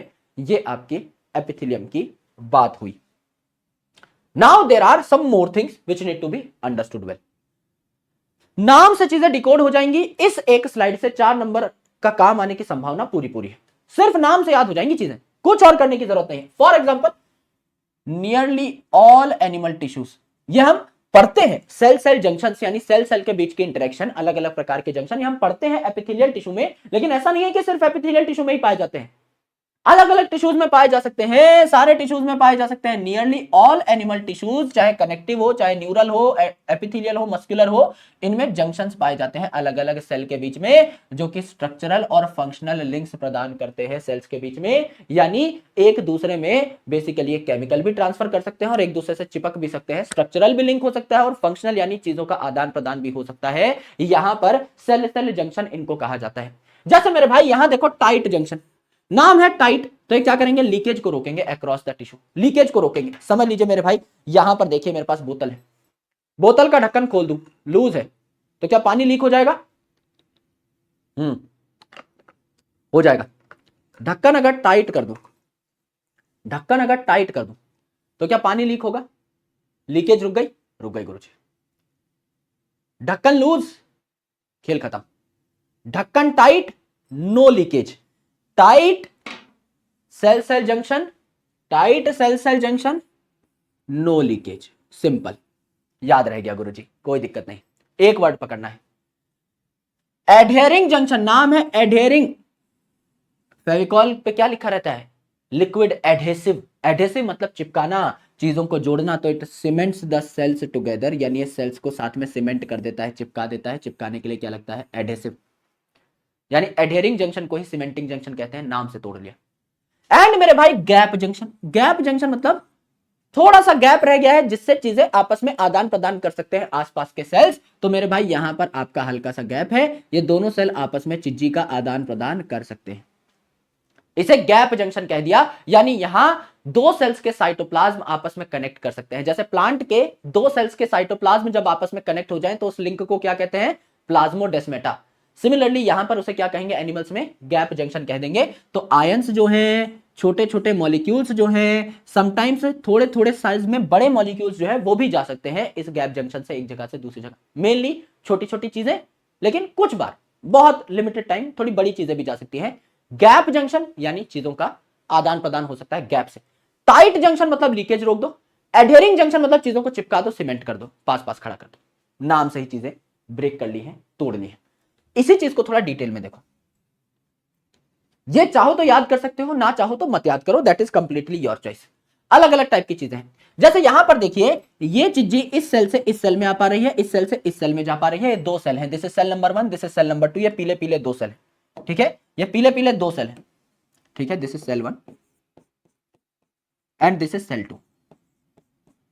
और ये नीचे किस पे टिके हुए हैं मेरे भाई? बेसमेंट मेम्ब्रेन पे टिके हुए हैं। तो ये क्या है? Basement membrane. और बेसमेंट मेम्ब्रेन के नीचे और क्या क्या आ सकता है? बेसमेंट मेम्ब्रेन के नीचे और क्या आ सकता है? कनेक्टिव टिश्यू आ सकता है। बेसमेंट मेम्ब्रेन पे टिके हुए हैं, ठीक है जी, करेक्ट है गुरुदेव, ये बेसमेंट मेम्ब्रेन पे टिके हुए हैं। अब एक सेल से दूसरी सेल में चीजी चली गई, दूसरे सेल से पहले सेल में चीजी चली गई, यानी ये क्या है? आपका गैप जंक्शन है। इसे हम गैप जंक्शन कह रहे हैं, जो कि दो सेल के साइटोप्लाज्म को कनेक्ट करता है। तो यहां कौन सा प्रोटीन पाया जाता है? कनेक्सिन प्रोटीन। ये करता है दो सेल को कनेक्ट। तो कनेक्ट से स्पेलिंग निकाल लो, शुरू के 5 अल्फाबेट। यहां कौन सा प्रोटीन है? कनेक्सिन प्रोटीन। कई बार प्रोटीन का नाम मैच करने आ जाता है। गैप जंक्शन में कौन सा प्रोटीन है? ये दो सेल को कनेक्ट करता है, साइटोप्लाज्म को कनेक्ट करता है, कनेक्सिन प्रोटीन। यहां देखिए आपका ये जो आपके दो सेल हैं, इनके बीच में हमने क्या लगा दी? एम सील लगा दी, लीकेज रोक दिया। तो भाई टाइट जंक्शन है, लीकेज रोक दिया। टाइट जंक्शन को हम कहते हैं जोना ऑक्लूडेंस, प्यार से साइंटिफिक भाषा में जोना ऑक्लूडेंस। तो यहां ऑक्लूडिन प्रोटीन आएगा। गैप जंक्शन दो सेल के साइटोप्लाज्म को कनेक्ट कर रहा था, कनेक्सिन प्रोटीन। टाइट जंक्शन को जोना ऑक्लूडेंस कहा, ऑक्लूडिन प्रोटीन। एंड मेरे भाई ये जो आपका यहां पर बना हुआ है एडहेरिंग जंक्शन, दो सेल्स को एकदम भैया टाइट तरीके से सीमेंट कर रहा है, जोड़ रहा है, एडहेरिंग जंक्शन बन रहा है। तो नाम है एडहेरिंग प्रोटीन, मिलेगा कैडहेरिन। एडहेरिंग कैडहेरिन, नाम देखो, ADHERING, ADHERIN। ये पूरा का पूरा यहां तक की जो स्पेलिंग है एडहेरिन, ये पूरी रिपीट हो रही है, कैडहेरिन। एडहेरिंग जंक्शन कैडहेरिन प्रोटीन, साइटोप्लाज्म को कनेक्ट करने वाला कनेक्सिन प्रोटीन। बच गया आपका टाइट जंक्शन, तो जोना ऑक्लूडेंस, ऑक्लूडिन प्रोटीन, बस। तो tight junction occludin protein, adhering junction, cadherin protein, connection कर रहा है दो सेल्स के साइटोप्लाज्म के बीच में, कनेक्सिन प्रोटीन, ये देखने को मिला।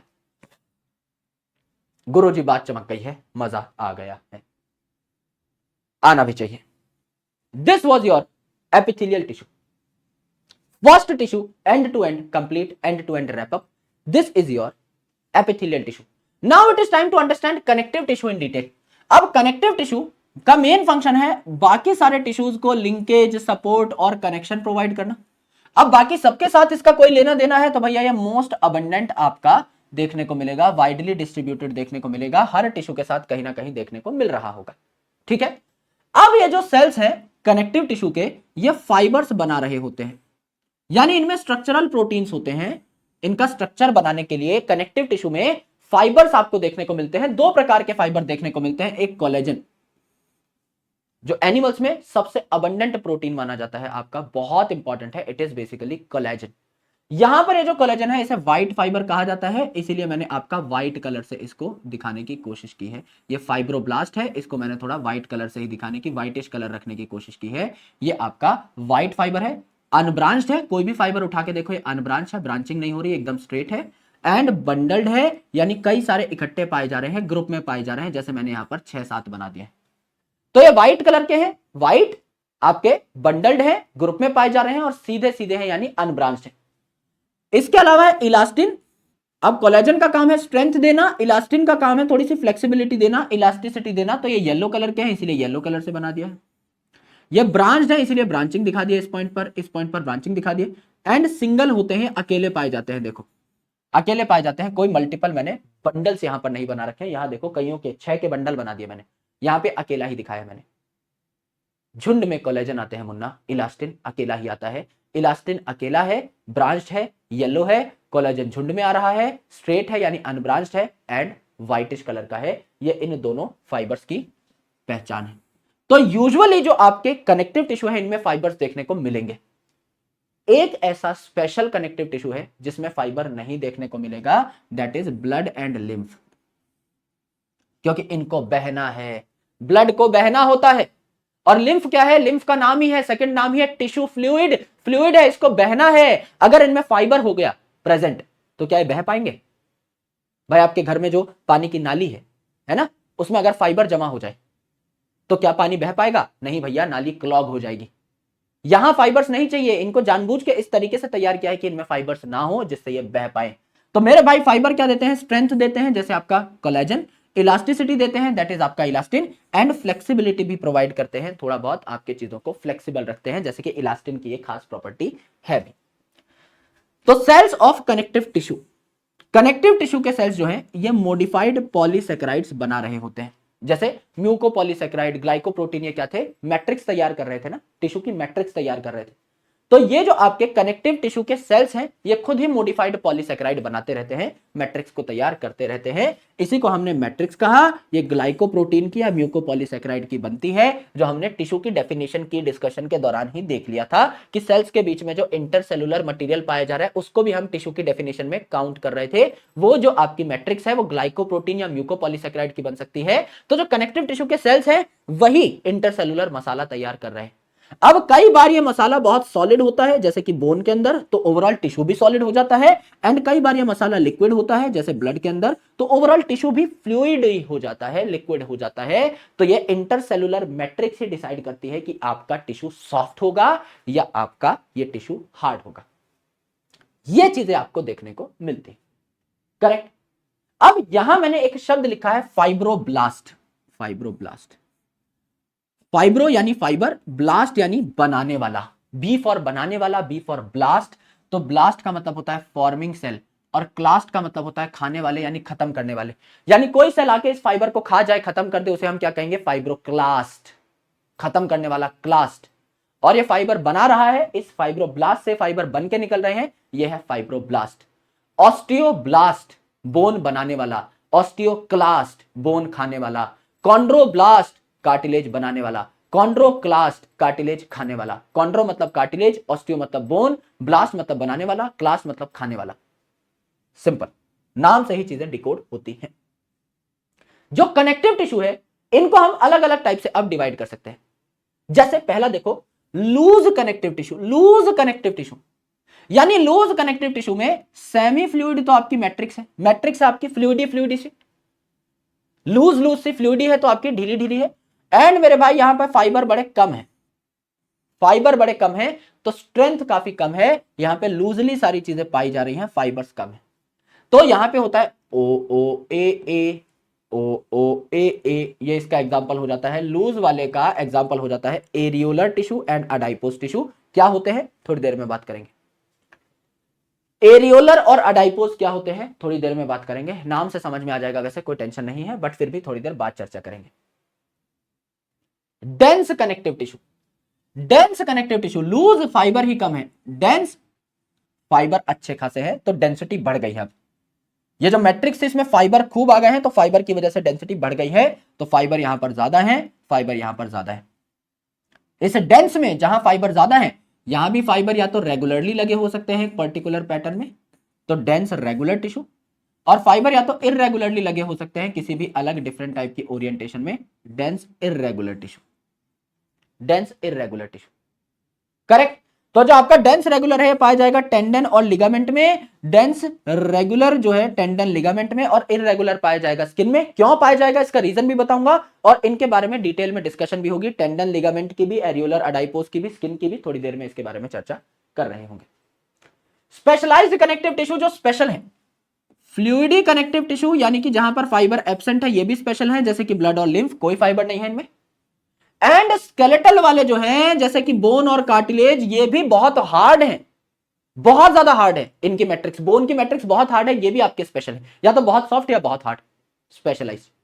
जो आपका अडाइपोज है इसे एनसीईआरटी में दोनों कैटेगरी में रखा गया है, वहां भी रखा गया है लूज में भी, और इसको स्पेशलाइज्ड भी कंसिडर किया गया है क्योंकि इसकी शेप जो है थोड़ी यूनिक होती है, इसमें न्यूक्लियस एकदम कोने में पाया जाता है, रिंग जैसी, अंगूठी जैसी इसकी शेप होती है, न्यूक्लियस एकदम कोने में पाया जाता है, एंड बीच में पूरा का पूरा जो इलाका है वो अडाइपोज टिश्यू जो है फैट स्टोर करने के लिए रखता है। जैसे कि अगर आप देखें दिस इज अडाइपोज टिश्यू, पूरा का पूरा जो सेल है देखो ये न्यूक्लियस है, पूरा का पूरा सेल जो है इसका लगभग पूरा का पूरा इलाका फैट स्टोर करने के लिए ही हम लोगों ने क्या कर दिया है, यहां पर डिवोट कर दिया है कि भैया आप मेन काम करो, आप फैट स्टोर करो, मेन इलाका फैट स्टोरेज के लिए दे दिया है, इसीलिए स्पेशलाइज्ड में भी कंसिडर होता है। तो स्पेशलाइज्ड में क्या है, bone, cartilage, blood and lymph and adipose. Loose connective tissue में ओ ओ ए, ओ ओ मतलब लूज, लूज की स्पेलिंग में ओ ओ आ रहा है, ए मतलब एरियोलर और अडाइपोस, और डेंस में आपका आ जाएगा आपका tendon, ligament as well as आपका स्किन।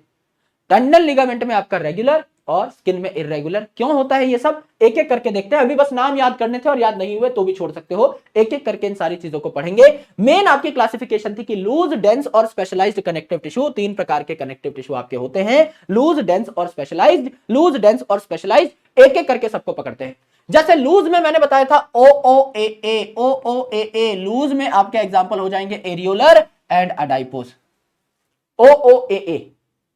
सबसे पहले देखो मेरे भाई एरियोलर को, एरियोलर कहां पाया जाता है, एरियोलर जो है लूज कनेक्टिव टिश्यू है, यानी यहां पर आपका स्पेस जो है वो आपका खूब सारा है, मैट्रिक्स खूब सारी है, और इनमें आपके फाइबर काफी कम देखने को मिल रहे हैं, मेन इलाका खाली है आपका, इसीलिए लूज लूज चीजें पड़ी हुई है, इसीलिए इसे लूज कनेक्टिव टिश्यू हम लोगों ने कह डाला। ठीक है, बीनीथ द स्किन ये देखने को मिलता है, सपोर्टिंग फ्रेमवर्क प्रोवाइड करता है एपिथेलियम के लिए, यानी हमारी स्किन जो है ये जो कंपाउंड एपिथेलियम है, एपिथेलियम, एपिथेलियम के नीचे हमने क्या बोला था, कौन पाया जाएगा, सपोर्टिंग कनेक्टिव टिश्यू, वो कौन है, लूज कनेक्टिव टिश्यू है, एरियोलर टिश्यू है। तो स्किन में ये जो कंपाउंड एपिथेलियम है इसके जस्ट नीचे कौन पाया जा रहा है, एरियोलर टिश्यू। क्या क्या है इसके अंदर गौर से देखिए, क्या ये सेल कहीं देखेला लगता है सर, अभी अभी आपने दिखाया था, ये तो आपका फाइब्रोब्लास्ट लग रहा है, फाइब्रोब्लास्ट जो कि फाइबर बनाएगा, तो आपके ऐसे फाइबर बना रहा है ये अनब्रांच्ड वाले, व्हाइट वाले, तो मेरे भाई क्या ये कोलेजन फाइबर है, ये कोलेजन फाइबर है सर। इसके अलावा और भी फाइबर यहां पर पाए जाएंगे जो इलास्टिसिटी प्रदान करेंगे, क्या ये आपके इलास्टिन फाइबर हैं जो कि अकेले पाए जा रहे हैं, ब्रांच्ड हैं और येलो कलर के हैं, बिल्कुल गुरुजी ये भी देखने को मिल रहे हैं, तो फाइबर हो गए यहां पर, ये भी इलास्टिन फाइबर है, फाइबर हो गए। यहां पर आपके प्लाज्मा सेल भी पाए जाएंगे, प्लाज्मा सेल जो कि आपके क्या होते हैं, एंटीबॉडी बना रहे होते हैं, प्लाज्मा सेल आपके एंटीबॉडी बनाते हैं, जो ब्लड में आपके एंटीबॉडीज होती हैं जो कि अलग अलग पैथोजन से लड़ती हैं, ये बना रहे होते हैं। यहां पर एक मस्त सेल है, इसको मास्ट सेल कहते हैं, ये आपका मास्ट सेल है जो अलग अलग केमिकल बना सकता है। जैसे आपका यहां पर आ जाएगा हेपरिन। हेपरिन क्या है? Anti coagulant. Anti coagulant, coagulant coagulation से शब्द आया है। एंटी कोएगुलेंट जो कोएगुलेशन को रोके, जो ब्लड का कत्था ना बनने दे, ब्लड लिक्विड के फॉर्मेट में ही बहता रहे, उसका कत्था ना बने, वो जबरदस्ती बिना बात कोएगुलेट ना हो, इसलिए एंटी कोएगुलेंट है हेपरिन। आपका सेरोटोनिन वैसो कॉन्स्ट्रिक्टर है। वैसो कॉन्स्ट्रिक्टर है, वैसो कॉन्स्ट्रिक्टर है। वैसो यानी वेसल को कॉन्स्ट्रिक्ट कर देगा, ब्लड वेसल को पतला कर देगा, तो इसके अंदर ब्लड बहुत तेजी से बहेगा, तो बीपी आपका बढ़ जाएगा। हिस्टामिन जो है ये वैसो डाइलेटर है। वैसो यानी वेसल को डायलेट कर देता है, चौड़ा कर देता है, तो ब्लड आराम आराम से घूमता है, बीपी कम कर देता है। तो आपका जो मास्ट सेल है ये हिस्टामिन बना सकता है विच इज वैसोडाइलेटर, सेरोटोनिन बना सकता है which is vasoconstrictor, and heparin बना सकता है which is anticoagulant. Body fluid and circulation में भी डिटेल में डिस्कशन होती है। ये आपका बॉडी फ्लूइड एंड सर्कुलेशन में, ह्यूमन हेल्थ एंड डिजीज में डिटेल में डिस्कशन होती है। बस देख लो यहाँ पे है क्या क्या। तो यहाँ पे फाइबर्स हैं कोलेजन और इलास्टिन। प्लाज्मा सेल है जो एंटीबॉडी बनाती है। मास्ट सेल है जो सेरोटोनिन, हेपरिन और हिस्टामिन बनाता है। उसके अलावा यहाँ पे आपका एडिपोसाइट है, यानी कि आपका अडाइपोज सेल है जो कि फैट स्टोर करता है, ये जो आगे पढ़ेंगे। एंड यहाँ पर ब्लड वेसल भी है, ब्लड के भी यहाँ पर क्या आ रहे हैं, कनेक्शंस आ रहे हैं। And this is macrophage. Macrophage, page से शब्द आ रहा है फैगोसाइटोसिस, यानी ये आपके जो भी कीटाणु वगैरह होंगे उनको खा जाएगा। ईटर सेल है, खा जाता है, फैगोसाइटोसिस कर लेता है, इसलिए नाम में ही मैक्रोफैग है, फैगोसाइटोसिस कर लेता है। तो स्किन के नीचे कंपाउंड एपिथेलियम के जस्ट नीचे आपको देखने को मिला एरियोलर टिश्यू, जहां ब्लड वेसल से आपका कनेक्शन भी आ रहा है, आपका कोलेजन फाइबर भी है, इलास्टिन फाइबर भी है, प्लाज्मा सेल भी है, मास्ट सेल भी है, मैक्रोफेज भी है, बहुत सारी चीजें पाई जा रही है। लूज कनेक्टिव टिश्यू यहां पर पाया जाता है। अडाइपोज टिश्यू ऑल्सो, अडाइपोज मतलब नाम से ही पता लग रहा है ये आपका फैट स्टोर करेगा। तो beneath the skin excessive nutrient को ये फैट की फॉर्मेट में स्टोर कर लेता है। अगर आप खाते ही जा रहे हो, बॉडी में एक्सेसिव न्यूट्रिएंट है, तो आप ग्लाइकोजन की जगह फैट की फॉर्मेट में स्टोर होने लग जाएंगे आपकी बॉडी में। तो ये आपको इंसुलेशन भी प्रोवाइड करता है, एक इंसुलेटिंग लेयर भी बनाता है आपकी बॉडी में। तो इनके न्यूक्लियस को धक्का मार के कोने में फेंक दिया जाता है। मेनली जो आपका सेल है वो फैट स्टोर करने के लिए ही अपनी जगह को डिवोट करने लगता है, इसीलिए ये आपका स्पेशलाइज्ड कनेक्टिव टिश्यू में भी आ रहा था। तो ये भी बीनीथ द स्किन है। सर ये क्या बात हुई? सबसे पहले आपका यहां पर स्किन का मेन कवर है जिसे हम कंपाउंड एपिथेलियम कह रहे हैं। इसके नीचे एरियोलर टिश्यू है, उसके नीचे फैट की लेयर यानी अडाइपोज टिश्यू है जो इंसुलेशन देगी। ये सारी चीजें यहां पर पाई जा रही। और मेरे भाई उसके नीचे क्या है? उसके नीचे भी कुछ है क्या गुरुजी? यस, डेंस कनेक्टिव टिश्यू, वो भी इर्रेगुलर वाला। इर्रेगुलर वाला मैंने क्या बताया था? स्किन में पाया जाएगा गुरुजी, स्किन में पाया जाएगा। स्किन में तो बहुत कुछ है। हाँ, इर्रेगुलर मतलब इर्रेगुलर क्यों? देखो रेगुलर अगर कोई चीज है, यहां पे अगर आपकी रेगुलर कोई चीज है, तो मेरे भाई समझ लो यहां से आपका खतरा आया, इसको तो ये फाइबर रोक लेगा, इसको तो ये फाइबर रोक लेगा, ऐसे खतरा आया तो आर पार निकल गया ना खतरा, स्किन फाड़ करके। लेकिन अगर इर्रेगुलर है, यहां से खतरा आया इसको भी रोक लिया, यहां से खतरा आया इसको इसने रोक लिया, यहां से खतरा है इसको इसने रोक लिया, यहां से खतरा है इसको इसने रोक लिया, यहां से खतरा है इसको इसने रोक लिया, यहां से खतरा है इसने रोक लिया। इर्रेगुलर फाइबर्स हैं, कोई ना कोई फाइबर खतरे को रोक ही लेगा। तो सबसे ऊपर कंपाउंड एपिथेलियम, एपिथेलियम सबसे ऊपर, उसके नीचे एरियोलर टिश्यू, उसके नीचे फैट की लेयर, और उसके नीचे आपको क्या देखने को मिल रही है? आपकी डेंस कनेक्टिव टिश्यू की लेयर भी देखने को मिल रही है। इर्रेगुलर सी कोई इधर उधर से मैकेनिकल खतरा आ गया, सबको रोक लेगा, क्योंकि स्किन को अगर किसी ने भेद दिया, आपके बॉडी में अगर कोई एंटर कर गया, तो भैया आपका खेल खत्म होने के चांसेस हैं। इसीलिए स्किन को इतना पावरफुल बनाया गया है, अलग अलग प्रकार के टिश्यूज लगा करके बहुत आपका यहां पर खतरनाक बनाया गया है। जैसे आपका हेयर का लेयर है सबसे ऊपर, फिर कंपाउंड एपिथेलियम है, फिर इर्रेगुलर आपका डेंस कनेक्टिव टिश्यू है, ये आपका ऊपर पाया जा रहा है, फिर एरियोलर और अडाइपोज है ना। सीक्वेंस ये है, मतलब 4 लेयर है, लेकिन सीक्वेंस क्या है? एक्चुअल सीक्वेंस ये है। बताते टाइम मैंने आपको वो सीक्वेंस बताया है जिसमें चीजें पढ़ाई गई है। एक्चुअल सीक्वेंस ये है कि पाई कहां जाती है चीजें। देखिए सबसे पहले आपका हेयर है, इसमें कोई चीज ट्रैप हो जाएगी, समझ लो ट्रैप नहीं हो पाई। कंपाउंड एपिथेलियम है, मल्टीपल लेयर्स है एपिथेलियल टिश्यू के, समझ लो ट्रैप नहीं हो पाई। इर्रेगुलर डेंस कनेक्टिव टिश्यू यानी अलग अलग प्रकार के फाइबर लगे हुए हैं, यहां पे तो आपका कोई ना कोई चीज लड़ ही जाएगी, इसके अंदर नहीं जाएगी। इसके अंदर भी चली गई तो भाई एरियोलर और अडाइपोज टिश्यू है, फैट स्टोर कर रहे हैं, राइट। तो सबसे पहले हेयर, फिर कंपाउंड एपिथेलियम, फिर आपका इर्रेगुलर टिश्यू, फिर आपका एरियोलर अडाइपोज टिश्यू, 4 लेयर्स, तब जाके आपकी स्किन बची हुई। तो इसको पढ़ते बाद में है इर्रेगुलर वाले को, है ना, क्योंकि डेंस का पार्ट है, तो इसे लूज वाले के बाद पढ़ रहे हैं हम लोग, लेकिन ये स्किन में ऊपर की साइड पाया जाएगा। तो स्किन में क्या क्या है आपका, सबसे पहले कंपाउंड एपिथेलियम, जिसपे बाल भी लगे हुए हैं क्योंकि केराटिनाइज्ड है, तो केराटिन की भी लेयर है, बाल की भी लेयर। फिर नीचे आपका ये irregular, dense irregular connective tissue, dense वाला ऊपर लेयर पाई जाएगी डेंस वाले की, और नीचे लूज वाले यानी एरियोलर और अडाइपोस, ऊपर एरियोलर नीचे अडाइपोस, इनका सीक्वेंस सेट है जैसे हमने पढ़ा था, पहले एरियोलर फिर अडाइपोस, इनका सीक्वेंस एकदम सेट है। यहां देखिए डेंस रेगुलर, डेंस रेगुलर यानी रेगुलर फाइबर्स यहां पर आपको देखने को मिल रहे हैं एक जैसे। तो इसमें दो चीजें आती हैं, टेंडन और लिगामेंट। लिगामेंट से याद कर लो बबली, नाम याद कर लो बबली, ली फॉर लिगामेंट, बी का मतलब है बोन टू बोन, यानी दो बोन्स के बीच में जो कनेक्शन प्रोवाइड करेगा ये स्ट्रेचेबल आपका लिगामेंट होगा, थोड़ा बहुत इसमें फ्लेक्सिबिलिटी है। और जो बोन और मसल के बीच में, बोन और मसल के बीच में कनेक्शन प्रोवाइड करेगा, ऊपर हड्डी है ये मसल है, इसके बीच में जो कनेक्शन प्रोवाइड करेगा बोन का मसल के साथ, ये क्या होगा, टेंडन होगा। टेंडन कनेक्ट कर रहा है बोन को मसल से, और लिगामेंट बबली बोन टू बोन कनेक्ट कर रहा है कौन, मिस्टर लिगामेंट। और ये जो आपका स्किन है इसमें सबसे पहले आपका कंपाउंड एपिथेलियम, फिर आपका डेंस इर्रेगुलर, इर्रेगुलर क्योंकि कहीं से भी कोई भी मैकेनिकल एब्रेशन आ सकता है, और उसके बाद लूज कनेक्टिव टिश्यू यानी पहले एरियोलर फिर अडाइपोस नीचे की साइड, ये आपको देखने को मिला। Specialised connective tissue most important, special है ये, क्यों, क्योंकि इनमें अलग अलग प्रकार की चीजें पाई जा रही। स्पेशलाइज में कौन कौन आ रहा था, कार्टिलेज, बोन, आपका ब्लड, लिम्फ, ये सारी चीजें आ रही थी। तो यहां पर सबसे पहले कार्टिलेज और बोन को देख लेते हैं, और नाम से सारी चीजें डिकोड करेंगे। कार्टिलेज के लिए शब्द यूज किया जाता है कॉन्ड्रो, जैसे कार्टिलेजिनस फिशेस को कॉन्ड्रिक थीस कहा जाता है, बोनी फिशेस को ऑस्टिक थीस कहा जाता है। तो ओस्टियो शब्द है ही बोन के लिए, कॉन्ड्रो शब्द है ही कार्टिलेज के लिए। कॉन्ड्रोब्लास्ट मतलब कार्टिलेज बनाने वाले सेल, कॉन्ड्रोक्लास्ट कार्टिलेज खाने वाले सेल, कॉन्ड्रोसाइट आपके कार्टिलेज के मेन सेल जिन्हें कार्टिलेज सेल भी कहा जाता है। ऑस्टियोब्लास्ट बोन बनाने वाले, ऑस्टियोक्लास्ट बोन खाने वाले, ऑस्टियोसाइट मेन बोन सेल आपके हो जाएंगे।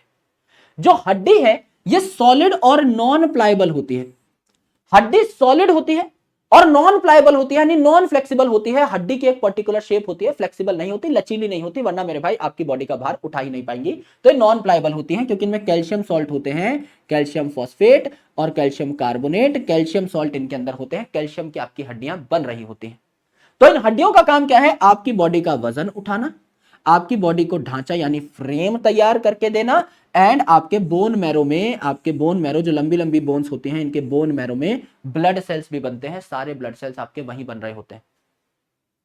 तो ब्लड सेल्स बनाना, आपकी बॉडी का वजन उठाना, आपकी बॉडी को फ्रेम तैयार करना, जैसे हमारी जो लिम्ब बोन्स हैं पैर वाली, ये हमारी पूरी बॉडी का वजन लेकर के खड़ी होती है ना, तो ये आपकी वजन उठाते हैं। अगर आप बात करें यहां पर मैट्रिक्स की, कार्टिलेज में, तो कॉन्ड्रोइटिन सॉल्ट की मैट्रिक्स बनती है। जैसे यहां पर आपका कैल्शियम कार्बोनेट, कैल्शियम फॉस्फेट से बनी है हड्डियां, यहां कॉन्ड्रोइटिन सॉल्ट की बनी है, और हाइल्यूरोनिक एसिड भी यहां पाया जाता है। हाइल्यूरोनिक एसिड को एनिमल सीमेंट भी कहते हैं, ये भी स्ट्रेंथ प्रोवाइड कर रहा होता है। तो ये जो आपकी कार्टिलेज है ये भी सॉलिड होती है पर हल्की सी प्लायबल होती है, हल्की सी मुड़ सकती है, थोड़ी सी फ्लेक्सिबल होती है। कार्टिलेज सॉलिड होगी पर प्लायबल होगी। Most of the cartilage gets converted into bone in adults. Human में अगर आप देखेंगे तो पहले कार्टिलेज ज्यादा होती हैं, बाद में अडल्ट्स में ये बोन में कन्वर्ट होती चली जाती हैं। जैसे नोज की टिप पे, एक्सटर्नल ईयर जॉइंट्स पे, बिटवीन वर्टिब्रा यानी रीढ़ की हड्डियों के बीच में आपका व्हाइट फाइब्रो कार्टिलेज पाई जाती है ना, और लिम्स में भी कुछ जगह पर आपकी कार्टिलेजेस पाई जाती हैं। यही कार्टिलेज बचती हैं अडल्ट के अंदर, बहुत लिमिटेड कार्टिलेजेस आपकी बचती हैं, मेनली आपकी ये बोन्स में कन्वर्ट हो जाती हैं। तो बोन बनाने वाले ऑस्टियोब्लास्ट, खाने वाले ऑस्टियोक्लास्ट, नॉर्मल बोन के सेल ऑस्टियोसाइट, कार्टिलेज बनाने वाले कॉन्ड्रोब्लास्ट, खाने वाले कॉन्ड्रोक्लास्ट, मेन आपके सेल कॉन्ड्रोसाइट। बोन बनेगी आपकी कैल्शियम कार्बोनेट, कैल्शियम फॉस्फेट की, कार्टिलेज बनेगा कॉन्ड्रोइटिन सॉल्ट का। Bone hard and non pliable, मुड़ता नहीं है, कार्टिलेज हार्ड है बट प्लायबल, मुड़ जाता है। एंड मेरे भाई बोन का काम है आपकी बॉडी को फ्रेम प्रोवाइड करना, लेग की जो बोन्स है उनका काम है आपकी पूरी बॉडी का वजन उठाना, एंड मेरे दोस्त बड़ी बड़ी जो बोन्स हैं उनकी बोन मैरो में आपके ब्लड सेल्स बन रहे होते हैं, ये काम है। कार्टिलेज जो है बेसिकली आपके tip of nose, external ear joint, vertebra के बीच में व्हाइट फाइब्रो कार्टिलेज, और कुछ लिम्स के बीच बीच में आपको देखने को मिलते हैं। अधिकतर जो आपके कार्टिलेज हैं अडल्ट में गायब हो चुके होते हैं, बोन में कन्वर्ट हो चुके होते हैं। शक्ल देखिए इनकी, जैसे आपके कार्टिलेज हैं, तो कार्टिलेज में क्या पाए जाते हैं, आपके लेक्यूना यानी स्पेसेस पाए जाते हैं। जैसे यहां पर देखिए, ये आपके कॉन्ड्रोसाइट है, कार्टिलेजिनस सेल है, तो एक गुच्छे में 1 से 4 कॉन्ड्रोसाइट पाए जाते हैं। जैसे यहां देखो 3 देखने को मिल रहे हैं, यहां 2 देखने को मिल रहे हैं, यहां 2 देखने को मिल रहे हैं। 1 2 3 4 आपके ये पाए जाते हैं और एक बंडल में ये पैक हो जाते हैं। यस, इस बंडल में आपका लेक्यूना भी है यानी स्पेसेस भी हैं, तो बीच बीच में आपके गैप भी देखने को मिल रहे हैं यहां पर, और फाइबर्स भी हैं जो इनको स्ट्रेंथ प्रोवाइड कर रहे हैं। यस, तो यह है आपका कार्टिलेज, जहां 1 से 4 सेल बंडल में पाए जाते हैं, लेक्यूना है यहां पर। यहां अगर आप देखें बोन में, तो बोन में लेक्यूना भी पाए जा रहे हैं यानी स्पेसेस भी पाए जा रहे हैं। देखिए ये क्या है, आपका एक बोन सेल है, या आपका एक ही पाया जाता है, एक बोन सेल और इसकी कवरिंग, एक बोन सेल कवरिंग, एक बोन सेल कवरिंग, एक बोन सेल कवरिंग, एक बोन सेल कवरिंग, एक बोन सेल कवरिंग, एक बोन सेल कवरिंग। तो एक कवरिंग जो है, जैसे मैंने एक बोन सेल बनाया, व्हाइट कलर की टिमकी बनाई है और उसके ऊपर व्हाइट कलर का गोला है, बीच में जो काला काला स्पेस है, तुरुरु तुरुरु, यह है आपका लेक्यूना। और ये सारे सेल्स इस तरीके से अरेंज होते हैं कि ये एक शीट फॉर्मेट में आपके कनेक्टेड हो, शीट फॉर्मेट में कनेक्टेड। तो ये लैमेली यानी लेयर भी बना रहे होते हैं, ये लैमेली यानी लेयर भी बना रहे होते हैं। तो ये आपका बोन का सेल है ऑस्टियोसाइट, ये आपका अंदर कैविटी भी लेके बैठा है, ऑस्टियोसाइट के अराउंड कैविटी भी है एक, और ये शीट की फॉर्मेट में पाए जा रहे हैं। तो लैमेली भी है, एक पर्टिकुलर ऑर्डर में पाए जा रहे हैं, शीट की फॉर्मेट में लैमेली भी पाई जा रही है ना, लेयर्स भी ये बना रहे हैं। करेक्ट, जैसे अंदर वाली लेयर हो गई, इस पे आपके कुछ सेल्स है, बाहर वाली लेयर हो गई, इस पे आपके कुछ सेल्स। तो कार्टिलेज में लेक्यूना तो है, स्पेस तो है, लेकिन ये आपके लेयर्स की फॉर्मेट में नहीं है, तो कोई लैमेली नहीं बन रही। लेकिन बोन में लैमेली भी बन रही होती है, ये इनके स्ट्रक्चरल डिफरेंसेस है।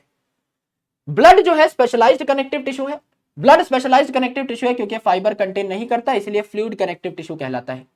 मेनली इसके 2 कंपोनेंट है, प्लाज्मा, प्लाज्मा वाटर का बना होता है, इसमें कुछ एक आपके एडिशनल प्रोटीन्स भी होते हैं, कुछ एक क्लॉटिंग फैक्टर्स भी होते हैं, मेनली ये वाटर का बना होता है।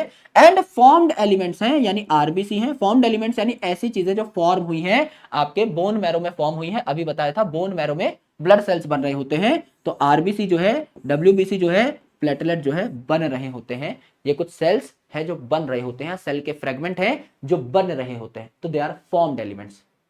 तो ब्लड में मेन प्लाज्मा है और फॉर्म्ड एलिमेंट्स हैं, 2 चीजें होती हैं। करेक्ट, ये हमने देखा। This is specialised connective tissue. Body fluid and circulation में और ज्ञान मिलता है।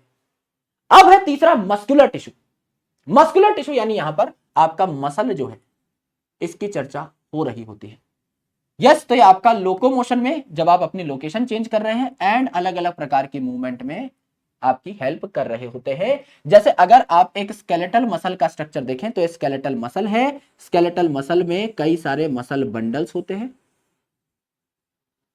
मसल बंडल्स होते हैं जिन्हें फेसिकल्स कहा जाता है। मसल बंडल्स में से एक ये जब आप निकालोगे, इसे हम कहेंगे मसल फाइबर।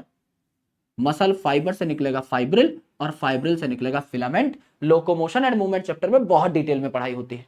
यानी मसल से मसल बंडल निकले, मसल बंडल से मसल फाइबर, फाइबर से फाइब्रिल, फाइब्रिल से फिलामेंट। मसल से मसल बंडल, बंडल में फाइबर, फाइबर में फाइब्रिल, फाइब्रिल में फिलामेंट। यस, तो मसल किसकी बनी है? अलग अलग मसल बंडल्स यानी फेसिकल्स की। बंडल्स में कई फाइबर थे, फाइबर में कई फाइब्रिल थे, फाइब्रिल में कई मायो फिलामेंट्स थे। ये पूरी हायरार्की हो गई। अब हमारी बॉडी में 3 प्रकार की आपको मसल्स देखने को मिलती है। ये भी लोकोमोशन एंड मूवमेंट में बहुत डिटेल में होता है। That is a skeletal muscle. Skeletal muscle जो कि आपकी सिलेंड्रिकल है, कई सारे सिलेंडर्स मैंने यहां पर बना रखे हैं, तो ये आपके सिलेंड्रिकल है ना, कोई इनमें ब्रांचिंग नहीं होती, सीधे सीधे आपके सिलेंड्रिकल हैं। एंड मेरे दोस्त स्ट्रिएटेड या स्ट्रिप्ड ये आपके मसल्स होते हैं, यानी इन पे स्ट्रिएशंस यानी धारियां पाई जा रही हैं, मार्किंग पाई जा रही हैं, तो इनमें स्ट्रिएशंस आपको देखने को मिल रही हैं। दीज आर स्ट्रिएटेड और स्ट्रिप्ड मसल्स। ठीक है, न्यूक्लियस इनमें पेरीफेरी पे पाया जा रहा है, पेरीफेरल यानी कोने पे न्यूक्लियस पाया जा रहा है, और एक एक सिलेंडर में मल्टीपल न्यूक्लियसेस हैं, यानी मल्टी न्यूक्लिएटेड कंडीशन है, सिंसिटियम कंडीशन यहां पर आपको देखने को मिल रही है। ठीक है, बाइसेप और ट्राइसेप जो है ये आपकी स्केलेटल मसल है, क्योंकि वॉलेंट्री है, हम इनको खुद कंट्रोल कर सकते हैं, खुद कॉन्ट्रैक्ट कर सकते हैं, तो ये क्या है आपकी वॉलेंट्री मसल्स। वॉलेंट्री यानी अपनी मर्जी से हम क्या कर सकते हैं, इनको कंट्रोल कर सकते हैं, और कनेक्टिव टिश्यू की शीथ इनको क्या करेगी, कवर करेगी। इन मसल्स को भी कनेक्टिव टिश्यू की शीथ सपोर्ट कर रही होती है। स्मूथ मसल ना भी है, स्मूथ तो यहाँ पे कोई धारियां नहीं पाई जाएंगी, एकदम स्मूथ दिखाई देंगी। ये स्मूथ मसल है, नॉन वॉलेंट्री है, आप इनको खुद कंट्रोल नहीं कर सकते। जैसे ब्लड वेसल में जो छोटी छोटी मसल्स हैं, आपके स्टमक में, इंटेस्टाइन में जो मसल्स हैं, इनको आप खुद कंट्रोल नहीं कर सकते। एक आपकी जो मसल सेल है, इसमें एक ही आपका न्यूक्लियस पाया जा रहा है। स्मूथ है क्योंकि नॉन स्ट्रिएटेड है, कोई धारियां यहां नहीं देखने को मिल रही, बीच से मोटी है, एंड से पतली है। जैसे किसी ने एंड को टेप लगा दी हो तो टेपर्ड एंड है, इसे फ्यूजिफॉर्म भी कहा जाता है, बीच से मोटी कोने से पतली। ठीक है, यहां पर देखिए कोई ब्रांचिंग यहां पर भी नहीं है, अलग अलग सेल्स आपको देखने को मिल रहे हैं। यहां भी कनेक्टिव टिश्यू की शीथ इनको सपोर्ट कर रही होती है। लेकिन अगर आप कार्डियक मसल की बात करें तो कार्डियक मसल जो हार्ट में पाई जाती हैं, ये भी स्ट्रिएटेड होंगी स्केलेटल मसल की तरह। यहां पर एक सिलेंडर में एक ही न्यूक्लियस पाया जाएगा, ये यूनिन्यूक्लिएटेड होंगी। लेकिन ये जो अलग अलग मसल्स हैं, इनको हम कनेक्ट कर देते हैं बाय इंटरकैलेटेड डिस्क। तो यहां गैप जंक्शन भी पाए जाते हैं जो अलग अलग सेल को कनेक्ट कर रहे होते हैं। इन्हें इंटरकैलेटेड डिस्क कहते हैं, यानी कॉमन जंक्शन की तरह काम करते हैं, दो सेल्स के बीच में इंटरकैलेशन प्रोवाइड करते हैं, साथ में जोड़ने का काम करते हैं हार्ट की सारी मसल सेल्स को, जिससे हार्ट एक यूनिट के तौर पे कॉन्ट्रैक्ट कर सके, एक साथ कॉन्ट्रैक्ट कर सके। इसीलिए इसे क्या कह दिया, इंटरकैलेटेड डिस्क कह दिया। ठीक है, ये है आपका नर्वस टिश्यू, यानी ये है मेन न्यूरॉन, ये है आपका डेंड्राइट पार्ट, जहां से सिग्नल आएगा, पहुंचेगा सेल बॉडी यानी साइटोन पर, एंड उसके बाद एक्सॉन से होता हुआ अगले न्यूरॉन की तरफ बढ़ जाएगा। पूरी की पूरी detail nervous control and coordination chapter में पढ़ाई जाती है। सिर्फ सुन लीजिए, यहां पर ये न्यूरोग्लिया है, यानी न्यूरॉन के अलावा जो भी आपके एडिशनल सेल्स पाए जाते हैं, एडिशनल नर्वस टिश्यू में जो भी चीज है वो न्यूरोग्लियल आपकी कहलाते हैं बेसिकली। यस, तो हमारी बॉडी पे जो कंट्रोल स्थापित करके बैठा हुआ है, हमारी बॉडी पे दो प्रकार का कंट्रोल होता है। एक केमिकल द्वारा हमारी बॉडी के काम कंट्रोल किए जाते हैं, जिसे एंडोक्राइन कंट्रोल कहा जाता है, हार्मोन हमारी बॉडी पे कंट्रोल स्थापित करते हैं। एंड एक न्यूरल कंट्रोल होता है। नर्वस सेल जो है ये स्पेशल होते हैं, क्यों? क्योंकि एक्साइटेबल होते हैं, इनको हम सिग्नल दे सकते हैं। एंड इनके फीचर हैं डर्टी, DRT, यानी ये डिटेक्ट कर सकते हैं सिग्नल, सिग्नल को पकड़ सकते हैं, सिग्नल को रिसीव कर सकते हैं, यानी डिटेक्ट कर सकते हैं सिग्नल को, आसपास कोई सिग्नल है, फिर रिसीव कर लिया सिग्नल को और फिर ट्रांसमिट कर दिया, आगे भेज दिया, सिग्नल को ट्रांसफर कर दिया। न्यूरोग्लियल सेल क्या है? More than 50% part of neural tissue जो है ये न्यूरोग्लियल सेल्स है, जो कि नरिश करते हैं न्यूरॉन्स को, खाना पीना देते हैं और उनको प्रोटेक्ट करते हैं और उनको सपोर्ट करते हैं। यानी न्यूरॉन्स जो हम मेन मानते हैं, एक्चुअल में लेस देन 50% पार्ट बना रहे होते हैं आपका न्यूरल टिश्यू का। मेन है न्यूरोग्लियल सेल, जो इनको सपोर्ट करते हैं, नरिश करते हैं, इनकी रखवाली करते हैं। न्यूरॉन जो है ये आपके अलग अलग सिग्नल्स को ट्रांसमिट कर सकते हैं, प्रमोटरी सिग्नल को भी, यानी किसी चीज को प्रमोट भी करा सकते हैं, और इनहिबिटरी भी सिग्नल दे सकते हैं इस अपने तार से कि हाँ भाई किसी काम को करना बंद कर दो, वो सिग्नल भी दे सकते हैं। तो ये जो नर्वस टिश्यू है और जो मस्कुलर टिश्यू है, ये बहुत डिटेल में नहीं पढ़ना है, ये आपका न्यूरल कंट्रोल कोऑर्डिनेशन में और लोकोमोशन एंड मूवमेंट चैप्टर में आता है, तो इसकी कोई टेंशन है नहीं, इसको बहुत सीरियसली इस चैप्टर में नहीं लेना है। राइट, आगे इनकी डिटेल्ड डिस्कशन बढ़िया तरीके से होती है। एंड अगर आपने चैप्टर पहले पढ़ लिए है, मैं मान के चल रहा हूं कि आपने नहीं पढ़े हैं, लेकिन अगर आपने चैप्टर पढ़ लिए हैं तो यू आर डन, तो आपको देखने की जरूरत भी नहीं पड़ी होगी। आई होप आपने स्किप ही किया होगा। कई सारे सवाल लेकर आए हूं, सवाल सॉल्व कर लेते हैं भाई। Unicellular glandular epithelium, unicellular gland कौन है आपके? गॉबलेट सेल है, गॉबलेट सेल कर दो मेरे भाई, है ना। कंपाउंड एपिथेलियम कहां देखने को मिलती है? Moist surface of buccal cavity पे देखने को मिलती है, फेरिंग्स में देखने को मिलती है, ट्रांजिशनल एपिथेलियम में देखने को मिलती है, आपके स्किन पे देखने को मिलती है, and large duct of gland में देखने को मिलती है। एंडोक्राइन कहां है? एंडोक्राइन कहां है? पेनक्रियाज, एंडोक्राइन, एक्सोक्राइन दोनों है। Multicellular glandular epithelium, multicellular salivary gland आपका हो जाएगा। तो ए का हो जाता है 3, बी का हो जाता है 4, ए का हो जाता है 3, बी का हो जाता है 4, एक ही जगह पर है, मार्क करो, आगे बढ़ जाओ। कॉलमनार एपिथेलियम, सिलिएटेड एपिथेलियम सिर्फ कहां पर था? ब्रोंकियोल्स और फेलोपियन ट्यूब में था, तो मेरे भाई ब्रोंकियोल और फेलोपियन ट्यूब मार्क कर दो। क्यूबॉइडल एपिथेलियम, कॉलमनार एपिथेलियम कहां देखने को मिलेगा? स्क्वेमस एपिथेलियम कहां पर था? एंडोथेलियम में, यानी ब्लड वेसल की वॉल में। तो बी का 3, सी का 4, बी का 3, सी का 4, बी का 3, सी का 4, एक में ही है, मार्क करो, आगे बढ़ जाओ। बाकी एक बार देख लेना आप क्या होने वाला है यहां पर। Yes, Which of the following type of epithelium is present on bronchioles and fallopian tube? मेरे भाई आपका सिलिएटेड ढूंढ डालो, मार्क करके आगे बढ़ जाओ। सिलिएटेड यहां पर पाया जाएगा चीजों की मूवमेंट के लिए। Identify the type of cell junction that help in stopping the leakage. Leakage stop करने के लिए टाइट करना पड़ेगा ढक्कन को, तो पहला तो पक्का टाइट जंक्शन होगा, पहला टाइट जंक्शन होगा, बात ही खत्म हो गई। एंड उसके बाद दूसरा क्या है, कम्युनिकेशन कराए जो सेल्स के बीच में, यानी गैप जंक्शन, थोड़ी बहुत बातचीत कराए, सीधा सीधा उत्तर मिल गया। कंसेप्ट क्लियर हो तो उत्तर झटके से मिल जाता है। Cuboidal epithelium with brush bordered, cuboidal epithelium और brush bordered, columnar brush bordered small intestine में, क्यूबॉइडल ब्रश बॉर्डर्ड आपका पीसीटी में प्रॉक्सिमल कॉन्वोल्यूटेड ट्यूब्यूल में देखने को मिलेगा। गुरुजी नाम से ही याद हो गया था, फाड़ के रख दिया सवाल को।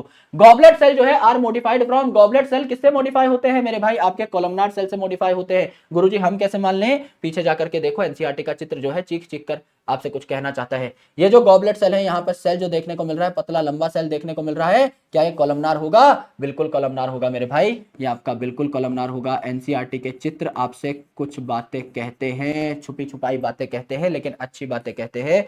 इनको आपको साथ साथ सीखना होता है, टेंशन नहीं लेनी होती, बल्कि कॉन्सेप्ट को पकड़ना होता है। हर डायग्राम कोई ना कोई बात बता रहा होता है आपको। Correct. Which of the following type of epithelium is present in the bronchioles and fallopian tube? ये सवाल हमारा हो चुका था, इसके आगे वाला सवाल भी हो चुका था, इसके आगे वाला सवाल भी हो चुका था, इसके आगे वाला सवाल भी हो चुका था। Ciliated epithelium of cell are required to move particle or mucus in a specific direction. These cells are mainly present in bile duct में नहीं होता, fallopian tube और pancreatic duct में नहीं होता, bronchioles and fallopian tube ये होता है।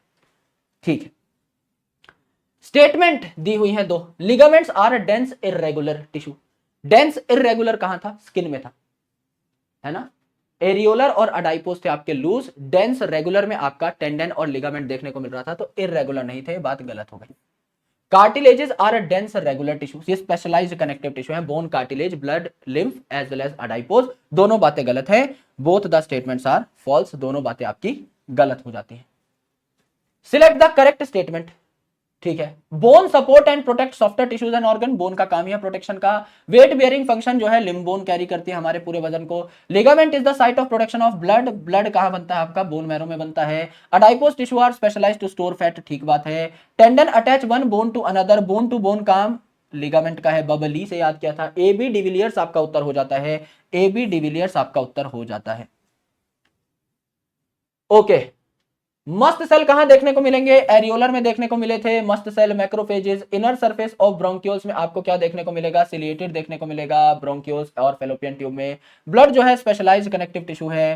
ट्यूबुलर पार्ट ऑफ नेफ्रॉन में आपके क्यूबॉइडल सेल है, जो कि क्या हो जाते हैं आपके ब्रश बॉर्डर भी हो जाते हैं पीसीटी के केस में। तो आपका ए का 2 बी का 1, ए का 2 बी का 1, ए का 2 बी का 1 सिर्फ एक ही जगह पर है, बाकियों को मार्क कर लीजिएगा, आइडिया लग जाएगा। Which of the following is present between adjacent bone of the vertebral column? White fibrocartilage पाई जाती है आपके adjacent bone of vertebral column में।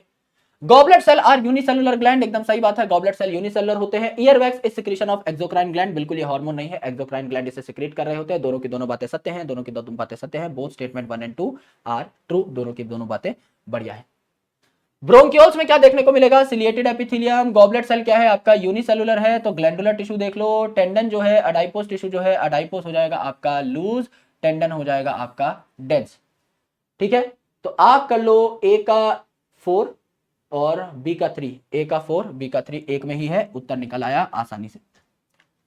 3 type of muscles are given, A B C, identify the correct matching, matching पता लगा लो। ये वाला आपका skeletal है, ये वाला आपका स्मूथ अलग से फ्यूजिफॉर्म देखने को मिल रहा है, और ये वाला आपका इंटरकैलेटेड डिस्क है, यानी सी पक्का कार्डियक है। सी पक्का कार्डियक है तो हार्ट में देखने को मिल रहा है, सी पक्का कार्डियक है। ठीक है, 3 जगह पर है। ए पक्का स्केलेटल है, ए आपका इनवॉलेंट्री नहीं वॉलेंट्री होगा, तो बी आप एलिमिनेट कर चुके हो। यहाँ पे आपका कार्डियक नहीं बताया हुआ है, ये एलिमिनेट कर चुके हो। पहला वाला स्मूथ नहीं है, स्केलेटल है, तो स्केलेटल ट्राइसेप बाइसेप में, स्मूथ जो है आपका स्टमक इंटेस्टाइन में, एंड उसके बाद कार्डियक हार्ट में। उत्तर आ जाता है mister D. Choose the correct statement about the muscular tissue. Smooth muscles are multinucleated, smooth muscles आपकी मल्टीन्यूक्लिएटेड नहीं होते, सिर्फ स्केलेटल मसल मल्टीन्यूक्लिएटेड होती है।